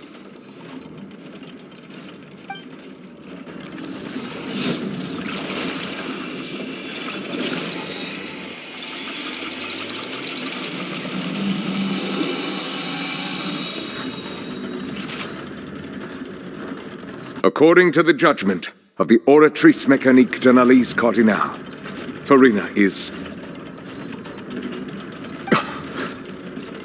Well, what's wrong? What's the Oratrice's verdict? No, the Oratrice also displays a guilty verdict. Isn't that correct, then? However, the exact wording of the verdict is thus. The Hydro Archon, guilty, to be punished via the death sentence. The death sentence? That's actually one of the available sentences?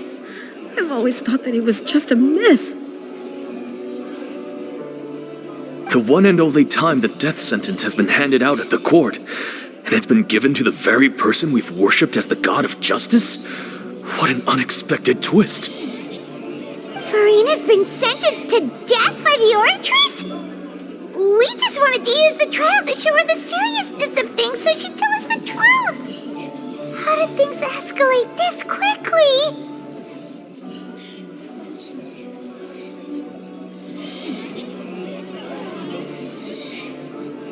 This outcome is indeed quite strange. According to Fontaine's current definitions of justice, as well as its recommendations for criminal sentences,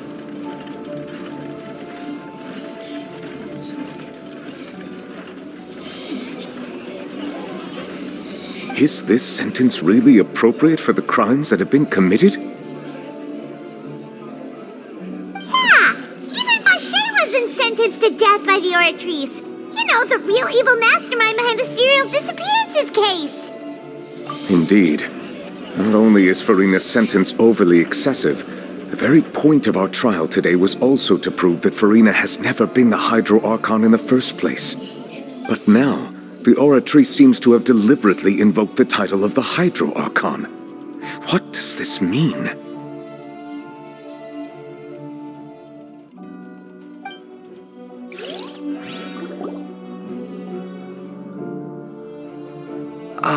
Excuse me, if I may interrupt. Is the trial still going? Fremine! Oh, you finally made it. I assume this means you've completed your mission? Mm-hmm. Any mission Father assigns to me will always be top priority. Is that the first prophecy slate? Huh. So the knave privately arranged for Fremine to try and find the missing slate. I looked everywhere and finally found it at the bottom of the sea. It took me a long time to get around some dangerous stretches of water. But has the trial already concluded? Then doesn't that mean I've come too late? Oh no. Father will be disappointed in me. Thank you for your hard work, Mr. Fremine.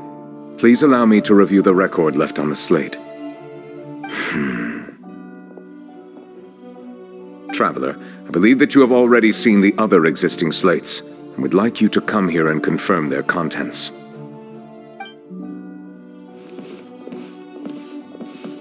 Huh? So what do you see? What is it?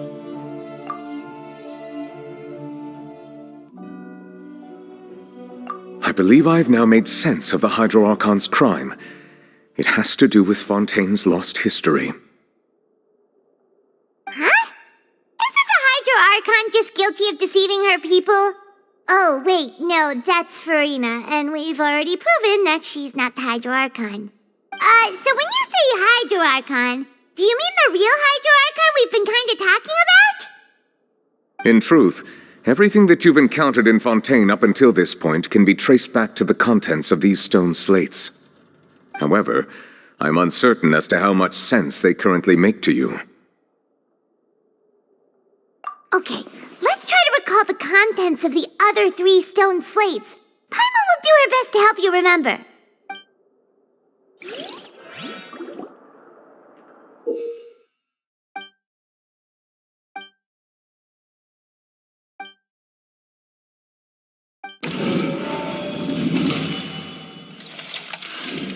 The first stone slate describes what you just said.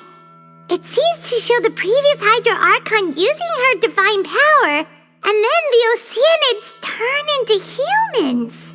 Does that mean that Fontanians are transformed Oceanids? Oh, Paimon wasn't expecting that. But if Oceanids can turn into humans, then perhaps this process can be reversed as well. The second stone slate shows Celestia floating in the sky, and the Hydro Archon and her people worshipping it together.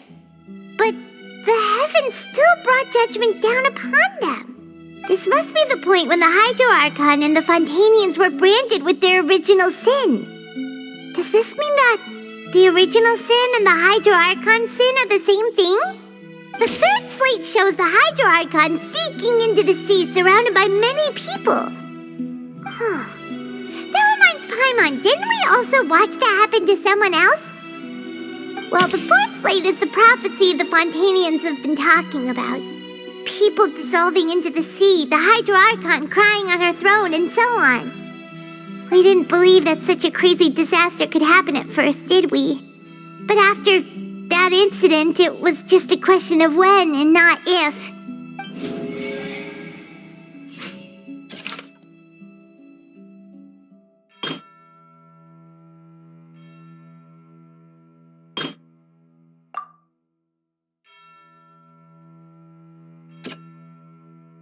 That doesn't sound... It's not as simple as falling into the sea. When Navia fell into the sea, her consciousness was subjected to judgment. The stone slates show the people gathered around the Hydro Archon in the sea. Could that be alluding to the same thing?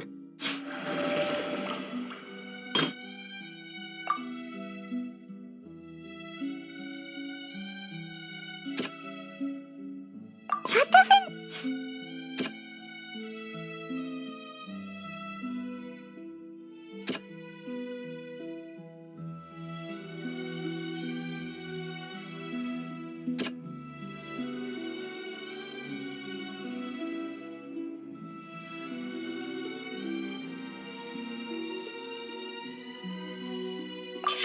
Perhaps what is about to take place has all happened before. The true sin of the Hydro Archon that Nervalet mentioned, and the original sin cast down on the people of Fontaine by Celestia, as recorded on the stone slates.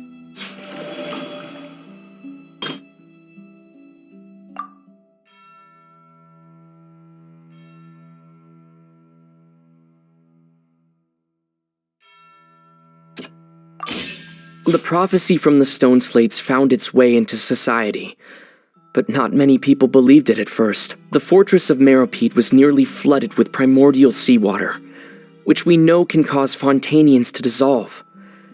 It seems increasingly likely that the prophecy may come true. If we hadn't dealt with it in time, things could have gone very badly.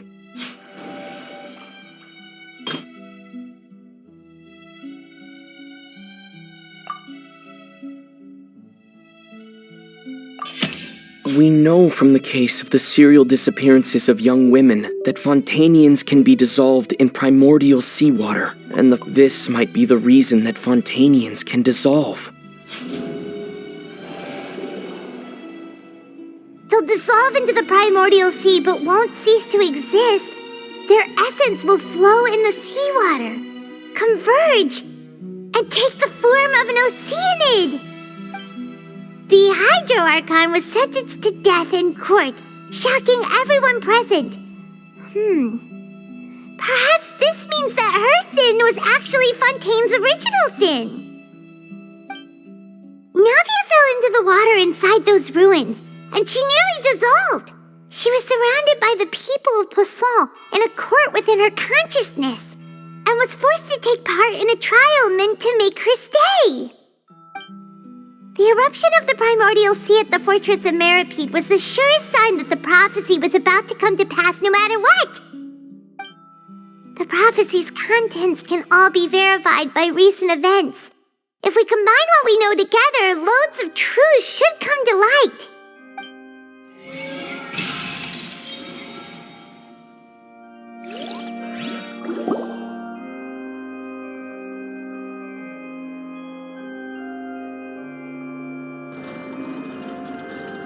Huh? Oh, Paimon gets it now! So that's how you can make sense of it. But then it feels like we're going to have to share some truly shocking revelations. Let's hear them.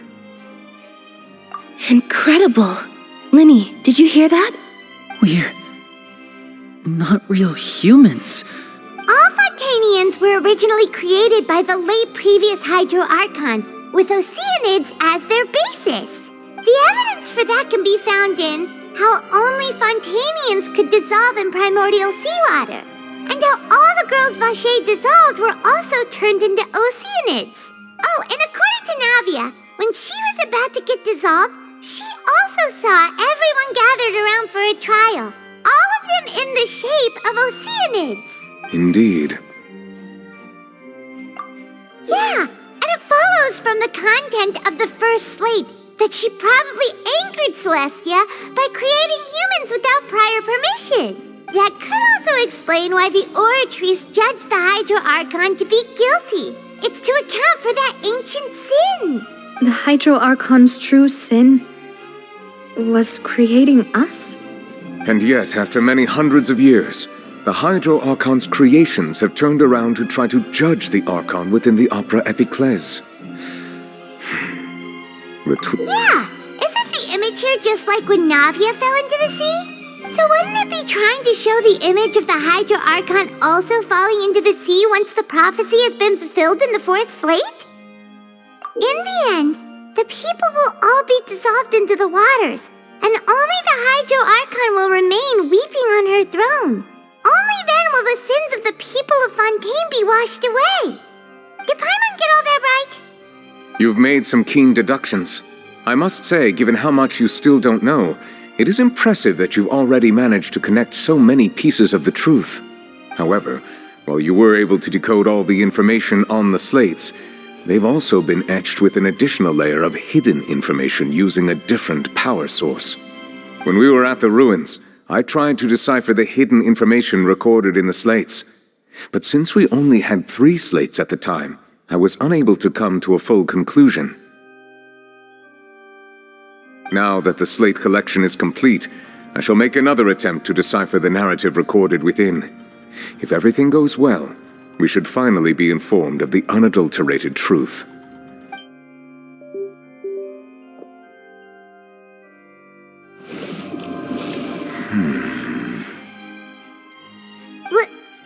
Well? Did you get it? I believe I should share this truth not only with you, but with all the people of Fontaine as well. I will try to briefly summarize it for you. Your hypotheses regarding the origin of Fontainians and the sin of the Hydro Archon were both correct. In the Fontaine of old, the previous Hydro Archon sensed the yearning of her Oceanid familiars for life on land. The Oceanids were enamored with the beauty and romanticism of human beings, and wishing to have those experiences for themselves, expressed to the Hydro Archon their desire to become of a similar kind. However, even though water as an element is intricately linked with the power of life, the Hydro Archon, as one of the 7, did not possess the authority to create a new form of human life. Not one to give in, she eventually found a way to create permanent humanoid bodies for her familiars by appropriating the power of this planet's primordial sea. She poured primordial seawater into the Oceanids' blood vessels, creating humanoid mimics in the process. But if Fontainians were to ever come into direct contact with water from the primordial sea, the power within their bodies would escape these artificial restraints and return to the sea. As a result, their forms would collapse, and they would be reverted to their original forms as Oceanids. Of course, the Hydro Archon never received permission from the heavenly